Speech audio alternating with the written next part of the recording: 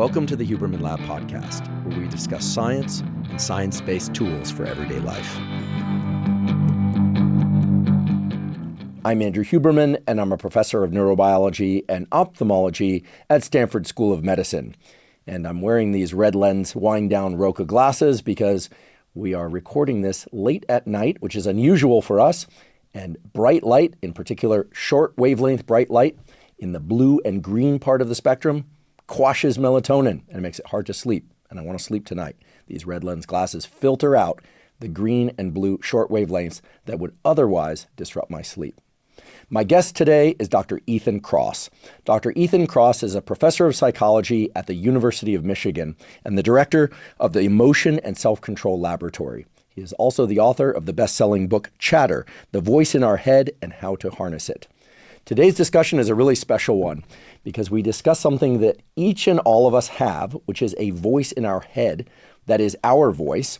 And that voice can range from encouraging to discouraging.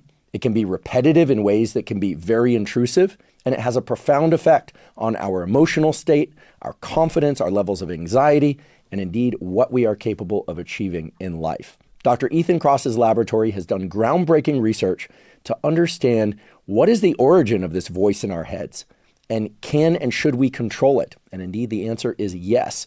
Today's discussion gets into many things that people struggle with and many things that you can do to improve your life, such as how to regulate the chatter in your head, how to overcome ruminations and intrusive thoughts, and we also discuss what to do with your actual voice. For instance, data pointing to the fact that venting your negative emotions to others is actually bad. It tends to amplify bad emotions. We talk about that research. We also talk about other forms of outward speech and inward speech, that inner voice, that you can partake in order to improve your emotional state and shift your emotional state. So today's discussion really centers around common questions and common scenarios and common challenges that everybody grapples with. And of course, we all have a voice in our head. Today, you're going to learn to listen to it, to regulate it, and indeed to steer it in the direction of mental health, physical health, and performance. I'm also excited to tell you that Dr. Ethan Kross soon has another book coming out entitled Shift, Managing Your Emotions So They Don't Manage You.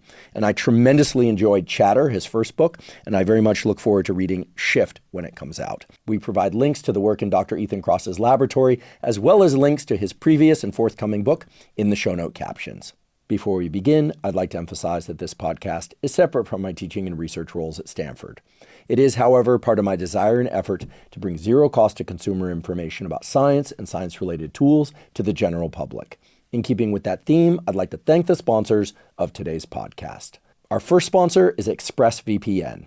ExpressVPN is a virtual private network that keeps your data secure and private. It does that by routing your internet activity through their servers and encrypting it so that no one can see or sell your data. Now, I'm personally familiar with the effects of not securing my data well enough. Several years ago, I had one of my bank accounts hacked, and it was a terrible amount of work to try and have that reversed and the account secured. So after that happened, I talked to my friends in the tech community, and they told me that even though you may think your internet connection is secure, oftentimes it is not, especially if you're using Wi-Fi networks such as those on planes and hotels, at coffee shops, and other public areas. In fact, even when you're on the internet at home, your data may not be as secure as you think. The great thing about ExpressVPN is that I don't even notice that it's running, since the connection it provides is so fast. I have it on my computer and on my phone, and I just keep it on whenever I'm connected to the internet. If you want to start protecting your internet activity using ExpressVPN, you can go to expressvpn.com/Huberman, and you can get an extra 3 months free. Again, that's expressvpn.com/Huberman to get an extra 3 months free. Today's episode is also brought to us by 8 Sleep. 8 Sleep makes smart mattress covers with cooling, heating, and sleep tracking capacity. One of the best ways to ensure that you get a great night's sleep every single night is to control the temperature of your sleeping environment. And that's because in order to fall and stay deeply asleep, your body temperature actually has to drop by about 1 to 3 degrees. And in order to wake up feeling refreshed and energized, your body temperature actually has to increase by about 1 to 3 degrees. 8 Sleep makes it easy to control the temperature of your sleeping environment by allowing you to program the temperature of your mattress cover at the beginning, middle, and end of the night. I've been sleeping on an 8 Sleep mattress cover for nearly 4 years now, and it has completely improved the quality of my sleep. 8 Sleep has now launched their newest generation pod cover, the Pod 4 Ultra. The Pod 4 Ultra has improved cooling and heating capacity, higher fidelity sleep tracking technology, and even has snoring detection that will automatically lift your head a few degrees to improve your airflow and stop your snoring. If you'd like to try an 8 Sleep mattress cover, go to 8sleep.com/Huberman to access their Black Friday offer right now. With this Black Friday discount, you can save up to $600 off on their Pod 4 Ultra. This is 8 Sleep's biggest sale of the year. 8 Sleep currently ships to the USA, Canada, the UK, select countries in the EU, and Australia. Again, that's 8sleep.com/Huberman. And now for my discussion with Dr. Ethan Kross. Dr. Ethan Kross, welcome. Great to be here. Right before we went hot mics, as they say, we were talking about interrupting one another and the fact that you're from New York. I'm going to try not to interrupt you because the audience doesn't like that. However, I am very interested in what you're going to tell us about emotion regulation, but especially this thing that you call chatter, the voice in our heads. And prior to learning about your work, I always thought that chatter and the voice in our heads was, overwhelmingly negative. That's what we hear. How do you combat that negative voice in one's head? But you have some very interesting ideas about the utility of chatter, like maybe how it even arose and what it's for. So maybe we start there. Yeah, so I think this is a great question because the inner voice is something that we carry with us wherever we go, but we don't tend to learn what it is, right? And actually, sometimes I get up there and speak to people and they often wonder, like, what is a purported serious scientist doing talking about a squishy topic like the voice inside our heads?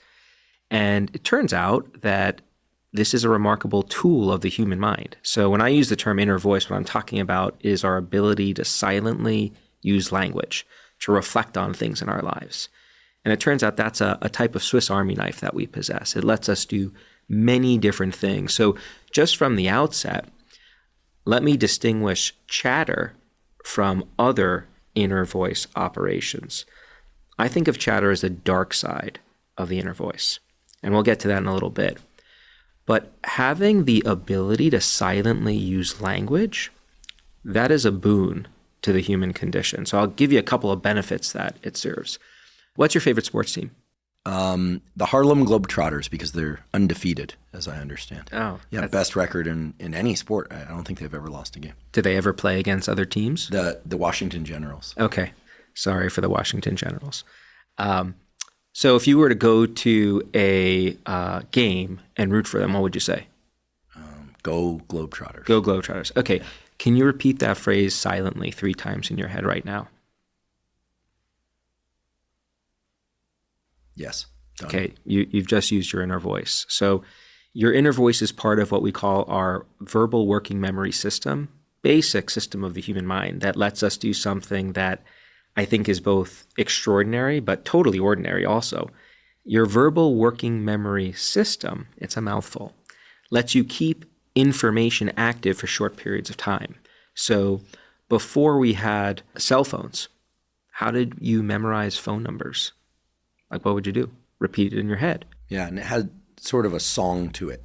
Yeah. Right. I can remember my childhood phone number still, even though that number is long since gone. Yeah. Even the whole area code's gone, in fact. Really? Well, the number is probably still there, but under a different area code. I know because I tried calling it every once in a while. Interesting. Yeah. Well, it's funny when I go through this content, I give talks or workshops. I often say 2090501. Repeat that in your head 3 times. That's my childhood phone number. I'm like, go give it a shot. Give them a call. So for all I know, that person may be getting lots of phone calls. It's not my phone number. But that's your verbal working memory system. You go to the grocery store and you try to remember what you were supposed to get. Most people don't do that out loud, like, oh crap, what was I supposed to get? Milk, cheese, eggs. You repeat that silently in your head. So that's one thing your inner voice allows you to do. Keep information active, verbal information. Your inner voice also helps you simulate and plan. So before presentations or interviews, a lot of people report going over what they're going to say before that event. Do you ever do this? Yeah, I mean, my mode of preparation for things like solo podcasts and talks is it's not scripted out line by line in advance, but I have a structure in my mind, and it's more like remembering the first line of each paragraph in my head, and then the rest just kind of falls out. Yeah, we have a very similar style. I will bullet out what the key ideas are, and as long as I could bullet that out, I am good to go. Mm-hmm. But I will also rehearse those bullets in my head, A, B, C, D. So that's you using your inner voice as well. Now, before a big presentation, like a live event, I will go over the opening to my presentation and sometimes just carry that dialogue through when I'm going for a walk around the hotel before the event. May I ask about the walk? When I prepare for live events or solo podcasts, and long before I was involved in either of those activities, for lectures of any kind or classroom discussions where I had to stand up in front of the class, I would find that walking and listening to a song would, maybe simultaneously, maybe separately, would dramatically shape the kind of cadence and energy of the delivery of the talk. Yeah, I love the fact that you brought up songs there. So if we want to take a little detour here, so in my new book, Shift, I talk about how the different shifters that exist to push your emotions around, and sensory experiences are one powerful, and I would argue often overlooked modality for shifting our emotions. So if you ask people, why do you listen to music? What do you think most people say? It makes me feel good. Feel, right? It's about emotions, feel good. So one study, the number was around like 96% of participants who were asked said exactly gave the answer that you just gave. But then if you look at in other studies, hey, the last time you felt anxious or angry or sad, what did you do to push your emotions around? The number of people who report using music to modulate their experience drops way down, 10 to 30%. Music is a really powerful tool for modulating our emotions. I actually, an unintentional parenting victory for me was when my youngest daughter was around 5 or 6 and I was coaching soccer. I lived for these soccer games on the weekend. I wasn't one of these overbearing coaches who would, go crazy on the sidelines. It was just such joy to just watch these kids play. And typically my daughter was really excited to go to the game, but one morning she was just like not into it at all. She was bummed out. It was bumming me out. I was, catching her emotions. We can talk about emotional contagion later. And got into the car, and it just so happened that my cell phone was connected, and the next song on the playlist happened to be Journey's Don't Stop Believin'. So you know the song, I presume. Don't judge me for having this on my playlist, please. The song comes on, and I start jamming out to it, singing out loud like an embarrassing dad. And then I look in the back seat and I find her bopping her head. And then the chorus comes, we get really excited. And then I pull up to the soccer field and she just bursts out of the car and is like invigorated. That is the power of music to impact us. So I will often also have songs on prior to big talks that I'm getting ready to, get in that mental frame of mind. And I don't think it's a coincidence that many athletes do this as well.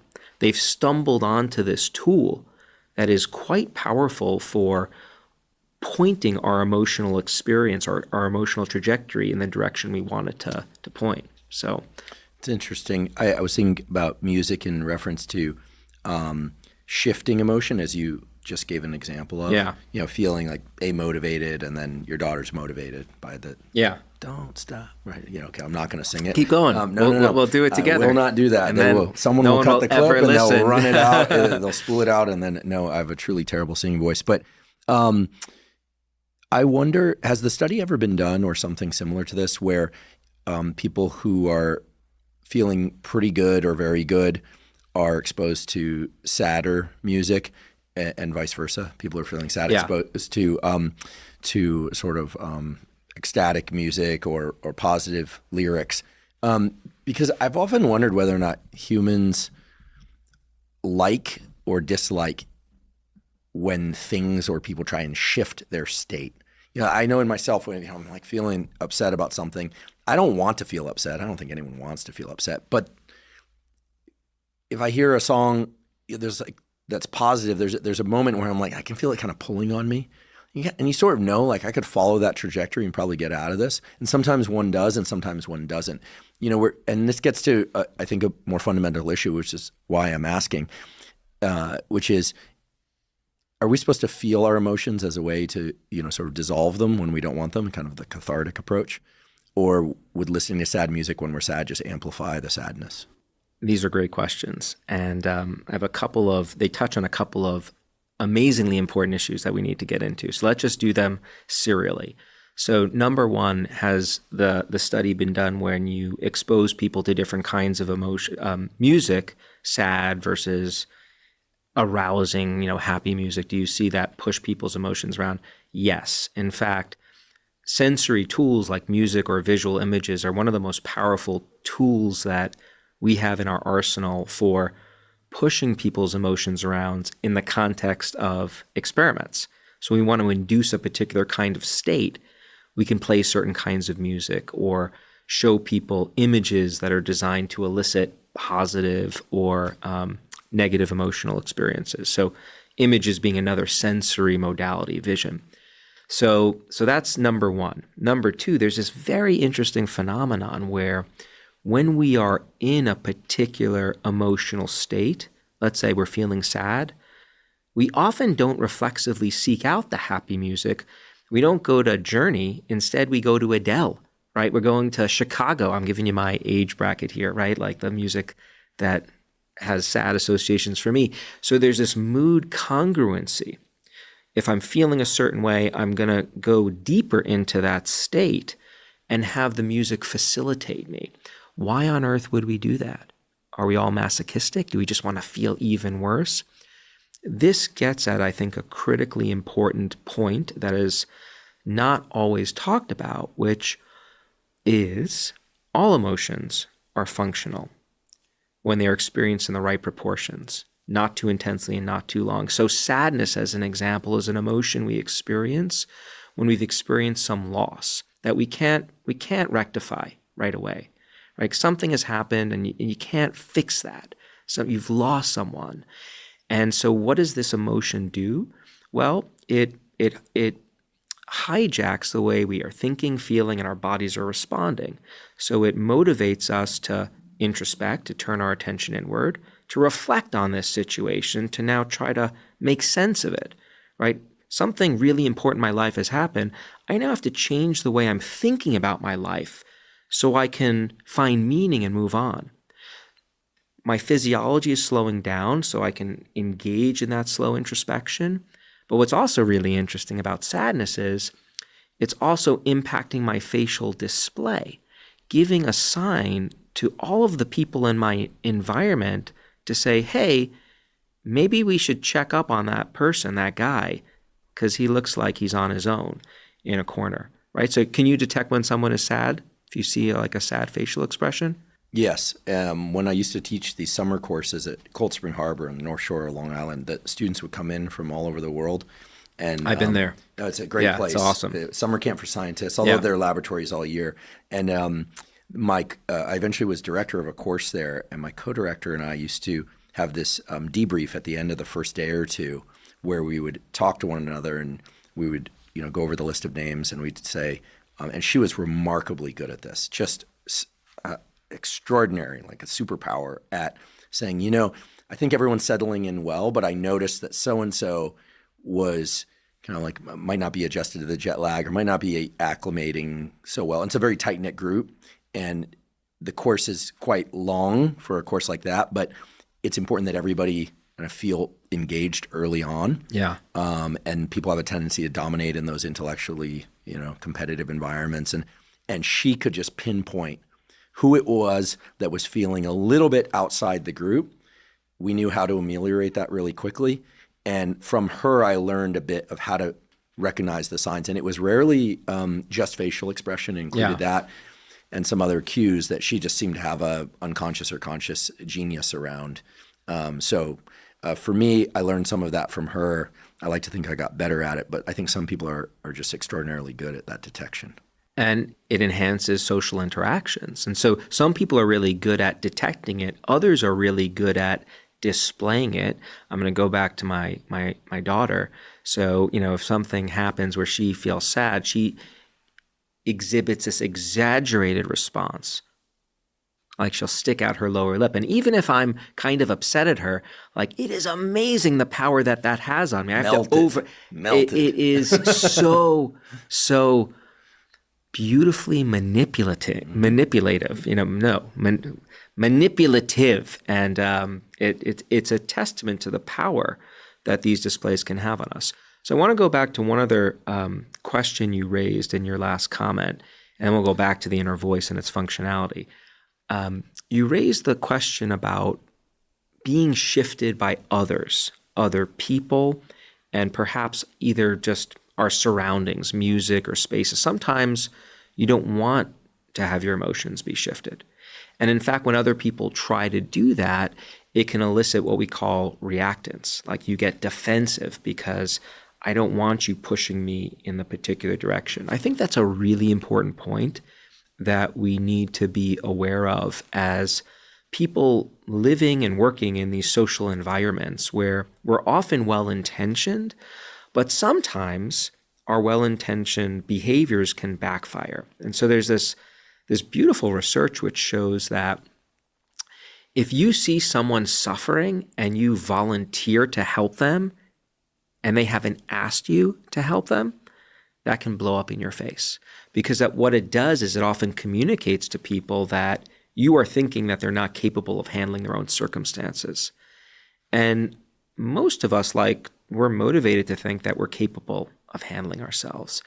And so there are still ways you can help people in those circumstances. It's called providing invisible support, which involves providing support to the person who can genuinely benefit from it, but not shining a spotlight on the fact that that is what you are doing. So how might this transpire? There's some really simple things you could do. So let's say my wife is really overwhelmed with stuff, and she hasn't asked me for help, but I know she is at her wit's end, work and kids and other kinds of stuff that are on her plate. I can proactively do things to lessen her burden. If it's her turn to pick up the dry cleaning and the groceries, I'm doing that voluntarily. I'm doing that, and I'm not coming home and saying, hey, sweetie, look what I did today. I did all these things. Can I have a pat on my back? That's not what we're talking about. It's about your group, your lab is working under a deadline, right, to submit a grant application, and they don't have time to eat, and you proactively have pizza delivered to the lab. It's those little things that can help. I'll give you two more examples. Let's say that someone on your team is really struggling with their ability to translate their work for popular audiences, and that's something they're motivated to do. Really important skill for a scientist to be able to translate what they do for others to consume. Before you pull them aside and say, hey, I noticed that you're stumbling on a few different issues, and here are a couple of things I think you can do better. Before you do that direct intervention, you might have a team meeting where you share out best practices. Hey, what are the two things that I've learned that really have benefited my ability to communicate with different audiences? What you're doing there is you're getting people the resources they can benefit from, but you're not shining a spotlight on the fact that you are directing it to them. So it's kind of a backdoor way of helping or of shifting. The last tool I'll mention brings it back to sensation. One of the most powerful ways we can shift other people is through touch, tactile sensation. What's the first thing that you do with a child to soothe them when they are born? Hold them. Skin to skin contact. I remember both times my kids were born, it was like, I want to get in on that, because my wife got first dibs with both of our daughters. Like, I want some of that, skin to skin contact. that doesn't end after we leave the womb. The comfort that we experience, the release of stress-fighting chemicals that occurs when affectionate embraces are registered, that continues throughout the lifespan. So if my daughters, who don't particularly like dad to volunteer advice to them on most things nowadays, if I know they're having a bad day, like I'll go over and I'll rub their back in a totally uncreepy way. That is an important caveat we should give to everyone who's listening. What we're talking about here is affectionate but not creepy or unwanted touch. It is touch that is mutually desired, and there is some research which shows actually that when it is not desired, you don't get these benefits, and in fact, you get the opposite, plus usually like lawsuits as well. Yeah, sure. No,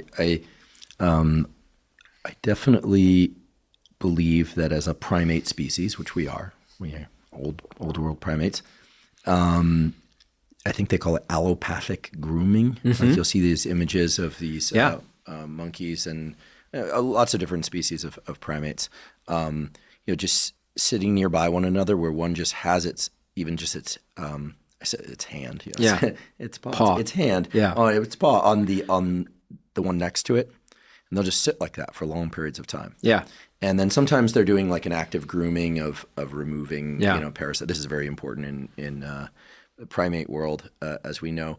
But grooming and picking and these kinds of things, you see it in couples. It's actually can be kind of endearing. I suppose at its extremes, it's kind of gross, but it's rather endearing to see somebody kind of like remove a piece of lint off somebody, their partner's jacket, or even just touch that is it doesn't look like it's geared towards any specific outcome. Yeah.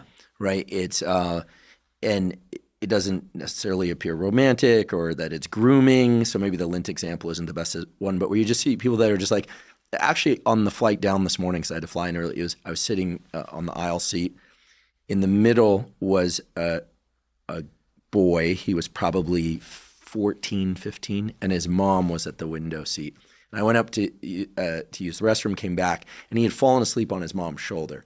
And I took a look. It was a very endearing moment. And then when we landed, I said, the ability to sleep anywhere is a superpower. And he said, I learned it from my dad. And he said, and it was a moment where I just thought it was just a very pleasant thing to see them in this touch on the plane. He clearly felt comfortable enough to do that. I remember thinking like, humans were a lot like the other primates. Yeah, there's a beauty to it, and it is a tool. It is one kind of shifter that has to be obviously used in the appropriate context.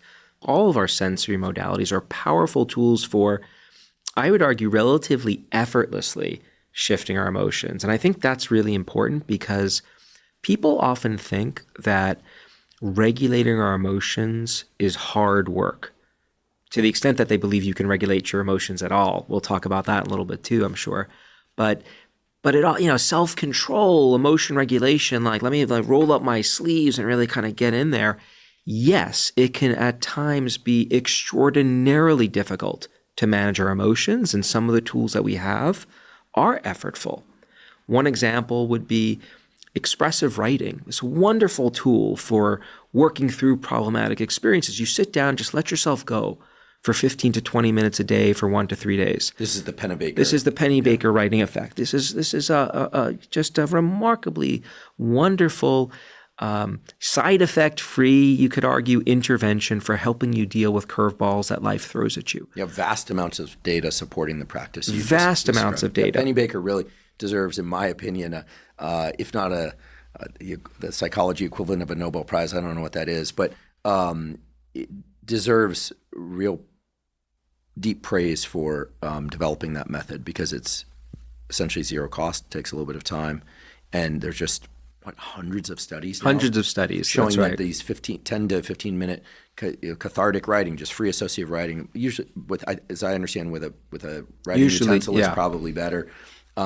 We did an episode where I talked about this and received a note from him, and was grateful that we didn't get anything badly wrong. In fact, he was pleased with it. I think that he deserves a lot of credit. Well, a powerful tool for self-healing. We actually just restarted a prestigious speaker series at Michigan, the Katz Newcomb Speaker Series, which is designed to honor luminaries in the field. And we actually kicked it off with Jamie coming to speak about his extraordinary work.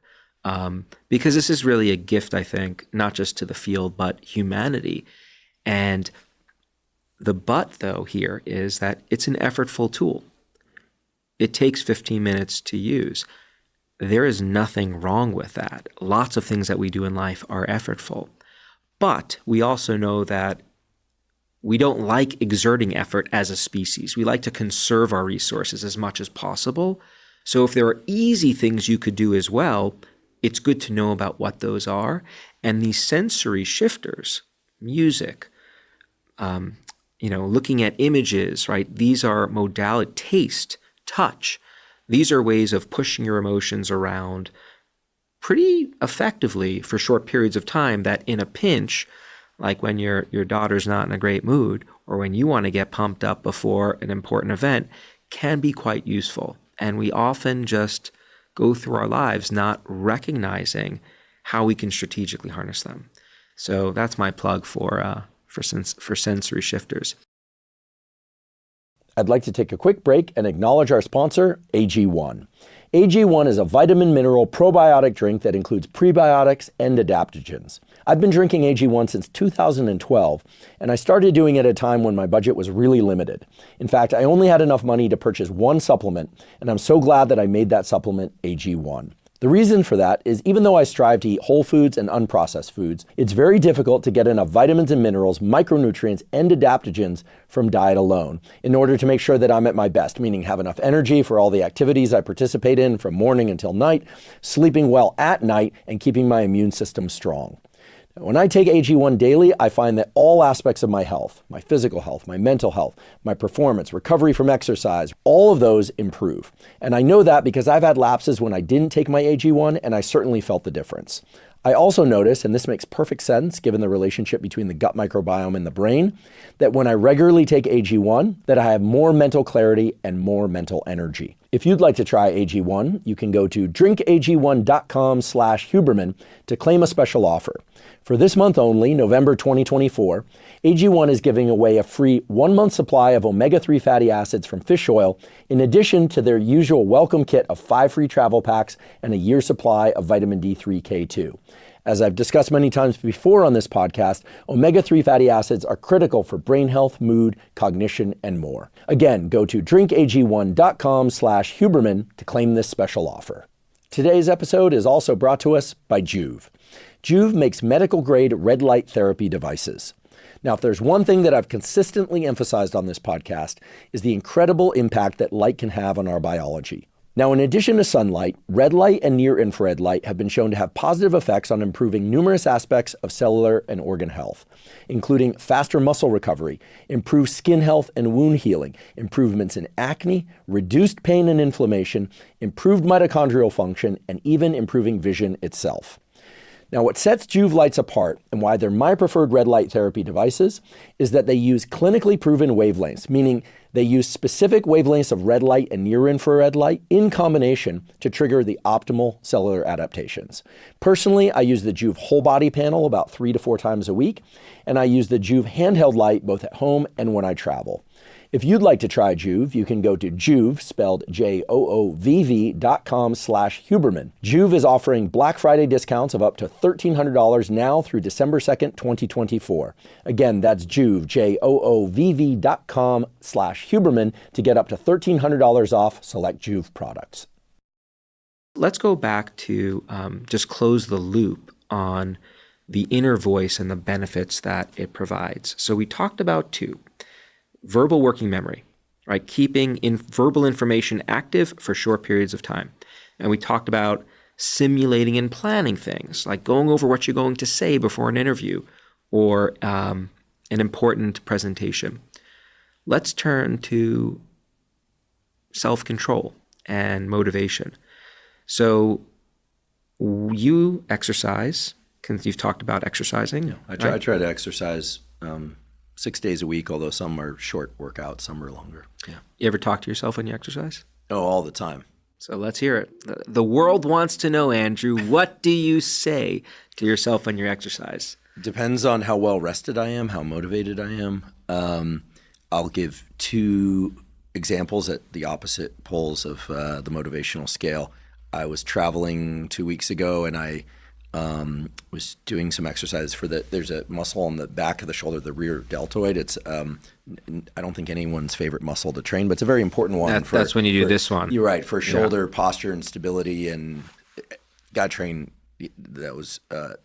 that muscle group, because otherwise people tend to get this inward rotating, like, thumbs pointing toward belly button and shoulders rolling forward thing. And there are a number of reasons why it's important. So you got to do the rear delt thing. And I sat down to do the first work set after a couple warm-ups, and I remember thinking, like, I love training. I have since I started training when I was 16. And I thought to myself, for some reason, I don't want to do this morning. And then I thought, okay, David Goggins would probably start swearing at himself in his head. So I started that a little bit.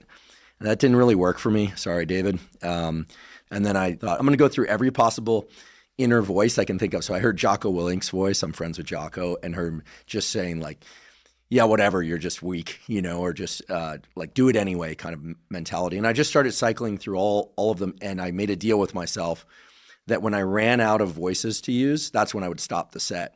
And I probably tripled the number of repetitions that I would normally get with that weight.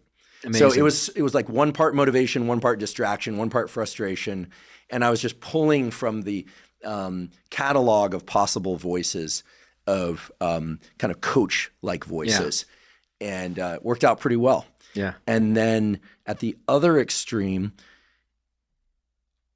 I can recall many times, because I put effort into it, where I'm well rested, I'm hydrated, get appropriate amounts of caffeine in my system, which I love, and I sit down to train, and I absolutely love to train under those conditions. The sun is shining, music's playing, and I just remember this was during this was a leg day, always the hardest day, set of heavy hack squats, and just thinking, I love this. But I have this inner voice where every time I start a repetition, I go through a thing where I brace my midsection so I don't hurt my back. And I always look directly at the ceiling, and I think about my bulldog Costello. And I think, I'm going to do this one for you. I'm going to do this one for you. And I know at those moments, my inner voice goes to, he would probably just be sitting there like, why are you working this hard? Bulldogs don't like to work. So I'm not really in a complete sentence generation inner voice kind of thing. But you have a very rich inner world, right? Your verbal working memory stream is filled with words when you are working out. Yeah, and I'll tell you this. I was going to ask you this later in the episode, but maybe it's relevant now. I think it is. When I was a kid, after my parents would tuck me in to go to sleep at night, I used to lie in bed and rehearse voices that I had heard throughout the day. And I felt like I could hear them in their tone of voice. And then I'd make them say different things just for my own entertainment. So I could have them say whatever I wanted, but in a particular voice. And my friends sometimes tease me that I'll give people voices. Like I'll give someone like a Marge Simpson voice or something. They're like, she doesn't sound like that at all, but I'll just sort of create a narrative in my mind. So a lot of chatter in there, a lot of voices. Yeah. But not super organized. It's not like I'm constructing a play. It's just kind of, it feels like things geyser up. I toy with them maybe, but it's kind of a mishmash. It's not super regimented. These aren't complete sentences. Well, one of the reasons why the Pennybaker effect is believed to be so useful is because it imposes a structure on the stream going through our head, which is oftentimes not organized. And when you find that inner verbal stream going in the negative direction, so negative self-talk, so the chatter, right? You're an idiot, such an idiot, or you're looping over a problem without making any progress. Putting those words in, actually taking that inner stream and making a story out of it is essentially what the Pennybaker writing cues you to do, because we are taught when we write in sentences. There's a structure to our writing that we impose on our thinking. Up here in our minds, it's a free-for-all. It can go in all sorts of directions, and that chaos is in part what can make chatter so aversive. I'm so glad you're bringing this up. Our very first guest ever on this podcast was a guy named Carl Diceroth. He's a bioengineer. He's a practicing psychiatrist. He's one of the luminaries of neuroscience. He developed these light-sensitive channels to be able to manipulate neurons in animal models, but also now in human clinical work as well. And one thing that he shared was that after he puts his kids to sleep, I think now they're grown, but in the evening, he'll deliberately sit still, completely bodily still, close his eyes, and force himself to think in complete sentences for maybe an hour or so, maybe more. And I thought to myself, wow, like that's a very disciplined practice. It also speaks to what you're saying, which is that typically thinking in complete sentences is not the default of the mind. So I don't know what his specific reason for doing that is. He shared a few of them on that podcast episode, but I'm sure there are others as well. But I tried it. It's very difficult to, especially with eyes closed, to not drift into multiple narratives. Kind of the stream sort of split into tributaries, and then it sort of you dissolve into sleep or kind of meditation experience. Yeah, almost dreamlike state where you're these liminal states. Yeah. Well, that's I think where the writing provides a tool to structure your thinking. Talking has a similar modality. So when we talk to people, there is a structure to the way we converse, where we're not. If I were to just talk to you the way I pinball in my mind, you wouldn't be able to understand me, and you would think I'm out of my bleeping mind, right? Because I would be unable to have a meaningful conversation with you. So there's some research which shows that if you get people to think of to recall a chatter-provoking experience. So think about something negative that's happened to you, and then you randomly assign them to just think about it and work it through in their mind versus write about it, so i.e. a Pennybaker writing-like condition, or talk about it to someone else. The talking and the writing both do better in terms of how they feel when they're done as compared to the just thinking, because there's no guardrails to the way we think. That we are taught, I should add, because we're going to give people guardrails later in this episode. So in addition to using the Pennybaker approach, and by the way, we'll provide a link to some resources for the Pennybaker journaling, because there's some free online resources that I think are really powerful for people to use if they want to use that as a template. For cathartic reasons, or just get one's mind around a problem, or something I'm very familiar with, waking up and just feeling like everything is kind of not a storm in there, but a bit too disorganized to get my head right. You know, and so I need things to get my head right. Sometimes it's music, sometimes it's writing. Sounds like journaling is just a really useful practice overall. It's a useful practice, and it's an underutilized practice. So we did 2 pretty large studies during COVID to look at how are people regulating their emotions on a daily basis to deal with the anxiety surrounding COVID. And we gave them a series of tools that they could check off if they used the tools that day. And we learned a couple of really interesting things. Number one, there are no one-size-fits-all solutions for folks. So remarkable variability characterized the tools that work for person A versus person B. Number two, it was seldom the case that people used one tool. In general, people used on average 3 or 4 tools each day, which I think is another really important take-home, because I am often asked, as for example, what is my favorite tool for managing emotions? I don't have a favorite tool, because I'm typically using multiple tools, and most people are doing exactly the same. So it's kind of like what we're learning about emotion regulation is, in some ways, it's similar to physical exercise. You're not only going to work out your rear deltoids with the same exercise every day. You would have like funky looking shoulders if you did, right? And you'd probably be pretty weak in lots of other parts of your body. You're doing multiple things, and the multiple things that you do to exercise, I'm guessing, are different from the multiple things that I do to exercise, yet we may well be equally fit. Well, you may be a little bit more fit than me, but I doubt it. You get the drift. So there's this beautiful variability to how we manage our inner worlds. To bring it back to expressive writing, we found that expressive writing, when people used it, was really, really useful. It moved the needle on their COVID anxiety, but it was an underutilized tool. people didn't do it very much. And I think that's in part because it is somewhat effortful. I want to ask another question about movement that falls on the other end of the spectrum to what we're talking about now, which is structuring one's thoughts in the form of writing in order to parse an idea or work through an emotional state. In 2015, by the way, I use these anecdotes not because I want to focus on me, but just as generalizable anecdotes. Okay, the specifics here don't matter, but I think probably most people are familiar with having an important decision where they have to weigh, path A versus path B. And I was in that place. I was actually choosing between a job at one institution and another institution, each of which had tremendous advantages. Neither had any, like striking disadvantages, but it was a really hard decision. And those close to me at that time will tell you that it was just brutal. Been there. Yeah. I made everybody around me suffer tremendously to the point where people were just like, flip a coin. Now, I'm not an indecisive person. I think,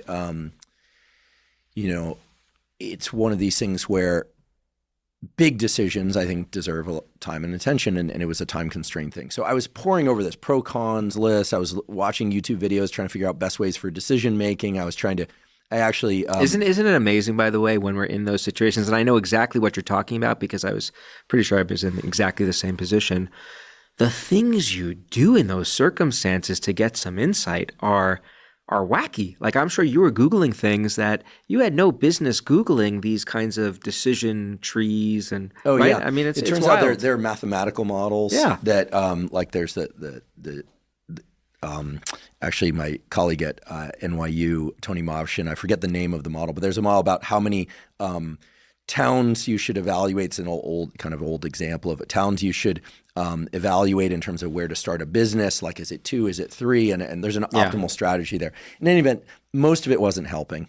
And I do believe that at some point you don't want too many committee members because it just gets confusing. So the two best pieces of information came from the following practices. One was a colleague said, forget all the superficial pro-con stuff. And I actually think this has proved to be very useful in all domains of life for me.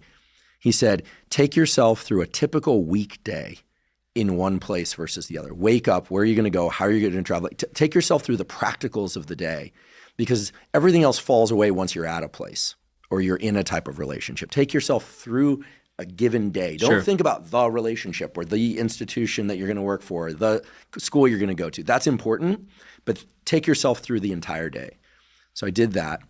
And then he said, also do it on a weekend because, well, in our profession, we tend to work all the time, but occasionally you take a day off. And so that was very useful. The other thing that was very useful, which was completely surprising to me, was at that time I was training in a boxing gym and I was doing some speed bag work and decent at it. You get into a rhythm. And what's so great about speed bag work is that you get into a rhythm where you forget that you're trying to do the movement in a particular way. Yeah. These central pattern generators, as we call them in neuroscience, take over. And you're just kind of, turning your hands over in a way, and you're like every once in a while you can think, okay, you need to put a little more hip swivel into this or a little more head movement and practice my slips or something. But it's largely unconscious after a certain point. And I was doing that, and all of a sudden, boom, a thought just geysered to the surface, and I made my decision. And that was my final decision. Yeah. And I never went back from that decision. And so it was in the act of not trying to parse things through words, that words sprung up from my whatever unconscious somewhere in my brain, cortical or subcortical, I don't know. And it was like, that's it. And I was overwhelmed by that. And again, I don't share all that because I think it's speed bags or it's the example I gave before that's going to solve it for everybody, but that these answers to hard problems seem to come from very diametrically opposed approaches. Verbal construction of complete sentences with paper or deliberately, like Diceroth does. And then also like not trying to get an answer at all, boom, the answer shows up. What in the world is that? So it speaks to this idea that, first of all, there are no one-size-fits-all solutions to addressing many of the big kinds of problems and decisions we have to face. So there are different modalities to self-discovery and insight. And yes, you can think very rationally and work it through and write about it and have conversations with other people. And then you can also allow your unconscious problem-solving machinery to do its thing. We don't understand completely how this works, but we do know that your experience is not infrequent. Many people report having moments of insight when they are not otherwise engaged. And one line of thinking is that we are doing problem solving behind the scenes that we're not aware of, and the solutions are bubbling up to awareness. So I actually, this may be the wrong usage of terms, but I weaponize this process for myself. So before I exercise, before I get on the treadmill or row or do whatever I'm going to do, I will load up the particular issue that I'm trying to find a solution for. Sometimes it's how to word a paragraph. It might be, if I'm working on a book, how to find the right kind of story. If it's an interpersonal issue that I've got to smooth over, I load that up. And then I just get on the device. It's usually an aerobic exercise that I'm doing. And I don't really hard think about it in any fixed way, but inevitably the ideas, the potential solutions bubble up into awareness. That is a real valuable tool that I possess that I think allows me to have success in various areas of my life. It also identifies one of the reasons why chatter can be so unbelievably pernicious. So we didn't get to all the benefits of there's one more benefit of the inner voice that I want to get to, but I'm going to take a detour here for a second because I think this is really important. If we think of chatter as the dark side of your inner voice, you're basically continuing to loop over the same problem in your head without making any progress. What if this happens? Why did this happen? I'm such an imbecile. You're just continually going over that negative phenomenon or experience. You're not making any headway. One of the things that does is it consumes our attentional resources. It acts like a sponge that soaks up those limited resources. And so what that means is when I get on the treadmill or rowing machine, and that's typically the time that I spend innovating, right? Coming up with solutions that allow me to progress personally and professionally. My mind's not working to solve those problems. Instead, it is stuck dealing with this other muck where I'm not getting anywhere. And so we actually see, if you look at the literature, that one of the ways that chatter undermines people is it interferes with their ability to focus and solve problems. And that's just one way it undermines people, but that is a huge, huge liability. Is there an association between trauma and elevated levels of internal chatter? I would say even more than an association. So we often think of chatter as what we call it as a transdiagnostic mechanism. So it's a mouthful that predicts various kinds of mood disorders. So what that means is chatter refers to a process of looping, turning the same material over and over in your head. The content of that looping can take many different forms. You could inject some sad cognitions in there. I'm a shit, such a shit. Is it okay to say shit? Should I say that? Sure. David Goggins was on this podcast. Okay, so yeah. And, pretty much anything goes. Typically, we don't swear at each other, but okay. I should hope not. I'm pretty thick-skinned if you need to, I've been called way worse than anything you've been boxing. I actually boxed in high school. I don't recommend people box unless they're, they're professional, and even then, I must say, as a neuroscientist, it's a lot of fun. Yeah, and on Wednesday nights I'd spar a little bit, but I will say this: it's there are other sports where you can go level 10 out of 10, more safely, much more safely for the brain, like Brazilian Jiu-Jitsu and things like that. You typically don't want to insult the brain. Yeah, I as a neuroscientist, I can't encourage people to box. But. I would agree.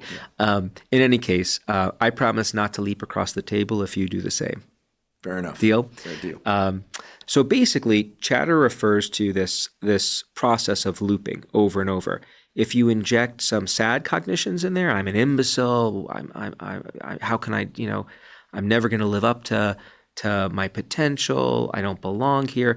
So then you get, if you take that to an extreme, high intensity, and you perseverate over time, then you're getting towards depression. If you inject anxiety-provoking cognitions. Oh my God, what if this happens? And what if that happens? And you go down that path of uncertainty and fear. Well, that leads you to more of the anxious route. And if you are filling that loop with traumatic memories and reminders of really painful experiences, you can get pushed towards trauma too. So it is a process that cuts across many different really serious conditions that we grapple with in society. But I want to also be clear to folks who are listening that if you experience chatter, that does not mean you have any of those disorders.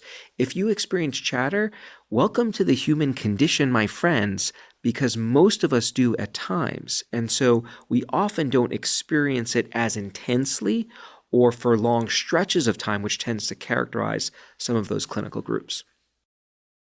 I'd like to take a quick break and thank one of our sponsors, Function.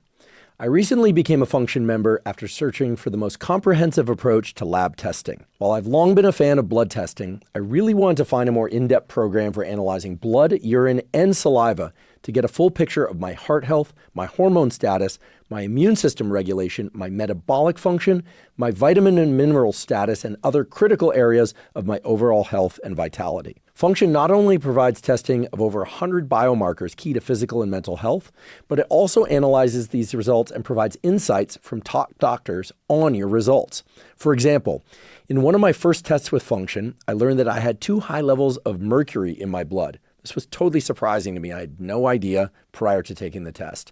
Function not only helped me detect this, but offered medical doctor-informed insights on how to best reduce those mercury levels, which included limiting my tuna consumption, because I had been eating a lot of tuna, while also making an effort to eat more leafy greens and supplementing with NAC, N-acetylcysteine, both of which can support glutathione production and detoxification and worked to reduce my mercury levels. Comprehensive lab testing like this is so important for health, and while I've been doing it for years, I've always found it to be overly complicated and expensive. I've been so impressed by Function, both at the level of ease of use, that is getting the tests done, as well as how comprehensive and how actionable the tests are, that I recently joined their advisory board, and I'm thrilled that they're sponsoring the podcast. If you'd like to try Function, go to functionhealth.com/Huberman.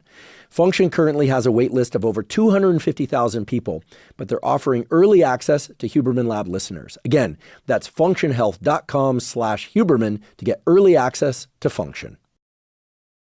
If you had to highlight for now, and we'll get back to others in a moment, the best maybe 1 or 2 ways to combat chatter, what would those be? Well, that's let me tell you about a couple of things that I do personally, because as we try to regulate lots of different emotional experiences, different tools work for different people in different situations. There are, upwards of 24 or more science-based tools that I covered when I wrote Chatter, when I got into Shift, the broader terrain of regulating your emotions. There are even more tools out there. So I don't want to presume that the tools that work for me are going to work for everyone. My first line of defense when it comes to chatter are 2 distancing tools. So when I'm using the term distancing, what I'm talking about is not avoidance per se. We should talk about avoidance later. But what I'm talking about when I say distancing is the ability to step back and view myself from a slightly more objective perspective. And it turns out there are many different tactics that exist for doing this. One tactic that I find very powerful is language. So I can manipulate the words I use to refer to myself. So I will often use my name and the second person pronoun you to try to think through a problem. Ethan, how are you going to manage this situation? If you think about when we use words like you, they are the verbal equivalent of pointing a finger at someone else. And when you use your name and you to work through a problem, it's automatically switching your perspective. It's getting you to relate to yourself like you're giving advice to someone else. And it turns out that's a really powerful tool, because one of the things we know about human beings is we are much better at giving advice to others than we are taking that advice ourselves. Have you ever experienced this, Andrew? Gosh, no. Yes, of course. Absolutely. I mean, our optics are just much clearer when we're in observation than when we're internally, unless I find that I dedicate some real minutes or hours, basically a sort of meditation, not unlike the complete sentence construction exploration that we were talking about before, of just going inward and really saying, okay, let's have a conversation about this, Andrew, and having a conversation with myself in there. And that always leads to an obvious truth. Yeah. Or sometimes a decision node that isn't clear to me yet, but it leads someplace that feels like forward. Yeah. But you're taking special steps to be able to align yourself with the advice that you would give to someone else. Like reflexively, sometimes we stumble, right? Oh, absolutely. I mean, and the number of different ways that we can distract ourselves. This is what I was going to ask in a few moments, but I'll take the opportunity now. I am wondering, as we're talking about this today, if one of the more powerful hooks of social media is the scroll aspect, that with essentially zero effort, we can pick up a device and scroll through images and movies, and it will update us update the imagery and topics, of course, according to what it senses as our dwell times on certain pages. And all of a sudden, we don't have to think about what's in our head. Yeah. My dad used to refer to surfing the internet, because at that time it was that, and scrolling social media as kind of a cognitive chewing gum. Yeah. It keeps us busy, but it doesn't provide any real nutrition. Well, it's interesting. If you go back to when Facebook first came on the scene, one of the early prompts that it would use to get people to contribute textual information to, do you remember what this was? What is on your mind? Oh, no. So you would be cued to share what is on your mind. And, in some ways, you could think of various forms of social media as providing people with a giant megaphone for their inner voice. Right? It is literally asking you, or it did, what is on your mind right now? So that's in terms of posting like what's on your mind. But in terms of consuming information, which I think most people on social media seem to be consumers more than creators. I mean, it's remarkable to me how I can, pick up the phone, and I have a specific phone with Instagram and X on it, and those apps are not on any other phones, so that it's segregated from. Yeah, smart. So if somebody sends me a tweet or sends me an Instagram post I'm not gonna open it. I can't open it on those phones. Right. And that's helped a lot. We should come back to that because that's also modifying your spaces, which is another tool that I think is underutilized. So we should talk about that too. We'll definitely touch on that. What I find is I'll say, okay, I'm going to take 6 minutes. It's 6 minutes till the hour. Take 6 minutes. Like this. And what's incredible is how fast 6 minutes seems to go by. That's what's so striking. It's remarkable and not always bad. So we often talk about social media like it is a de facto harm to society. There are negative features of social media that are well documented. There are also some, I would argue, redemptive qualities to it. I'll give you one of my personal ones, which is, sometimes like to unwind before bed, I'm thinking all day, I want to just watch some ridiculously funny short reels. Yeah, raccoon videos. Yeah, I mean, my wife looks over at me and she's like, "What are you laughing at?" And then sometimes I show her and she goes, "Why are you laughing at that?" Right? So, but the algorithm has learned the specific kinds of funny videos that I like, and no, I'm not going to tell you what they are.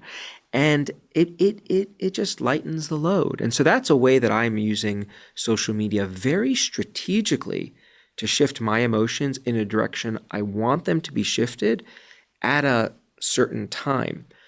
I think when we talk about social media and our emotional lives, the real challenge we face is how to learn how to navigate these new digital environments in ways that serve us rather than serve against us and undermine our goals. We basically got thrown into social media without any rule book. Yeah, we're the experiment. We're the experiment. But if you think about it, it's a new environment. We were born into this physical world, and our parents, our caretakers, from the time we're able to understand things, and probably before, They are teaching us, they are socializing us how to navigate this space profitably. They don't just like Lord of the Flies throw us into the world and let us kind of figure it out. Outcomes wouldn't be likely as good as they are for us if we didn't have the kind of instruction that we receive. And we're only now developing that knowledge base to understand, hey, here are the healthy versus harmful versus benign ways of navigating social media. And I'm talking about social media now like it's this unitary environment. Different social media applications, of course, have their own norms and rules of the games. You could think of them as like little different countries. They have their own little microcultures that you want to learn how to navigate. And scientists are really busy trying to understand how they function, but it's tricky. And it's tricky because creators can change how these applications govern by a press of a button, right? You could change the way the algorithm works, and then you've got to start over to some extent. I've been told that by people in my life that one of the main reasons they get onto their phone in the middle of the night if they happen to wake up is that it allows a very soothing distraction compared to trying to wrestle with the, fire hose of thoughts in their head. Yeah. And that, it's kind of like the way you describe these funny videos that you won't disclose to us. That sounds like, They typically involve pranks. Oh, okay. Yeah. Noted. We used to hear that people, would have a drink after work to just kind of like, take the edge off or something like that. I feel like social media is doing that for a lot of people. Yeah. The way you describe it fits with that idea. And that I certainly believe that from everything we know about the circadian health literature that you want to avoid looking at your phone between the hours of 11 p.m. and 4 a.m. most nights. Sure. I mean, nobody's perfect. But that if you wake up in the middle of the night, one of the worst things you can do is get on your phone and start scrolling social media. But I'm guessing people do it because it feels even worse to just sit there with your thoughts in the dark.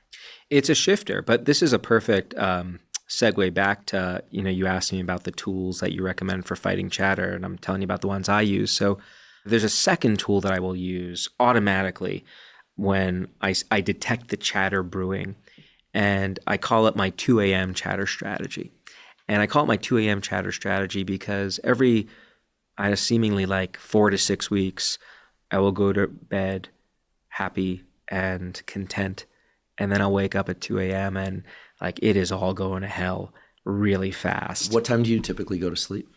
Usually around 11:30. Interesting.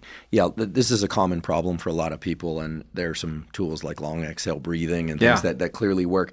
I long ago made a decision. I refuse to believe any thought that occurs between the hours of 2 a.m. and 5 a.m. I just refuse. I don't believe it. It's as if somebody's lying to me in my head. Yeah. And one could argue, well, maybe that's where the truth is coming out because your forebrain is not so good at suppressing these, unconscious thoughts. And sure, all good. But as you point out, they are rarely the kind of thoughts that one can work with, positive or negative. So the tool that I use actually implicitly activates an idea like the one you are describing. So at 2 a.m. when the chatter strikes, and by the way, you say like, oh, this is common. This is more than common. When I present to audiences and, thousands and thousands of people over the years, and I ask, hey, you ever get 2 a.m. chatter?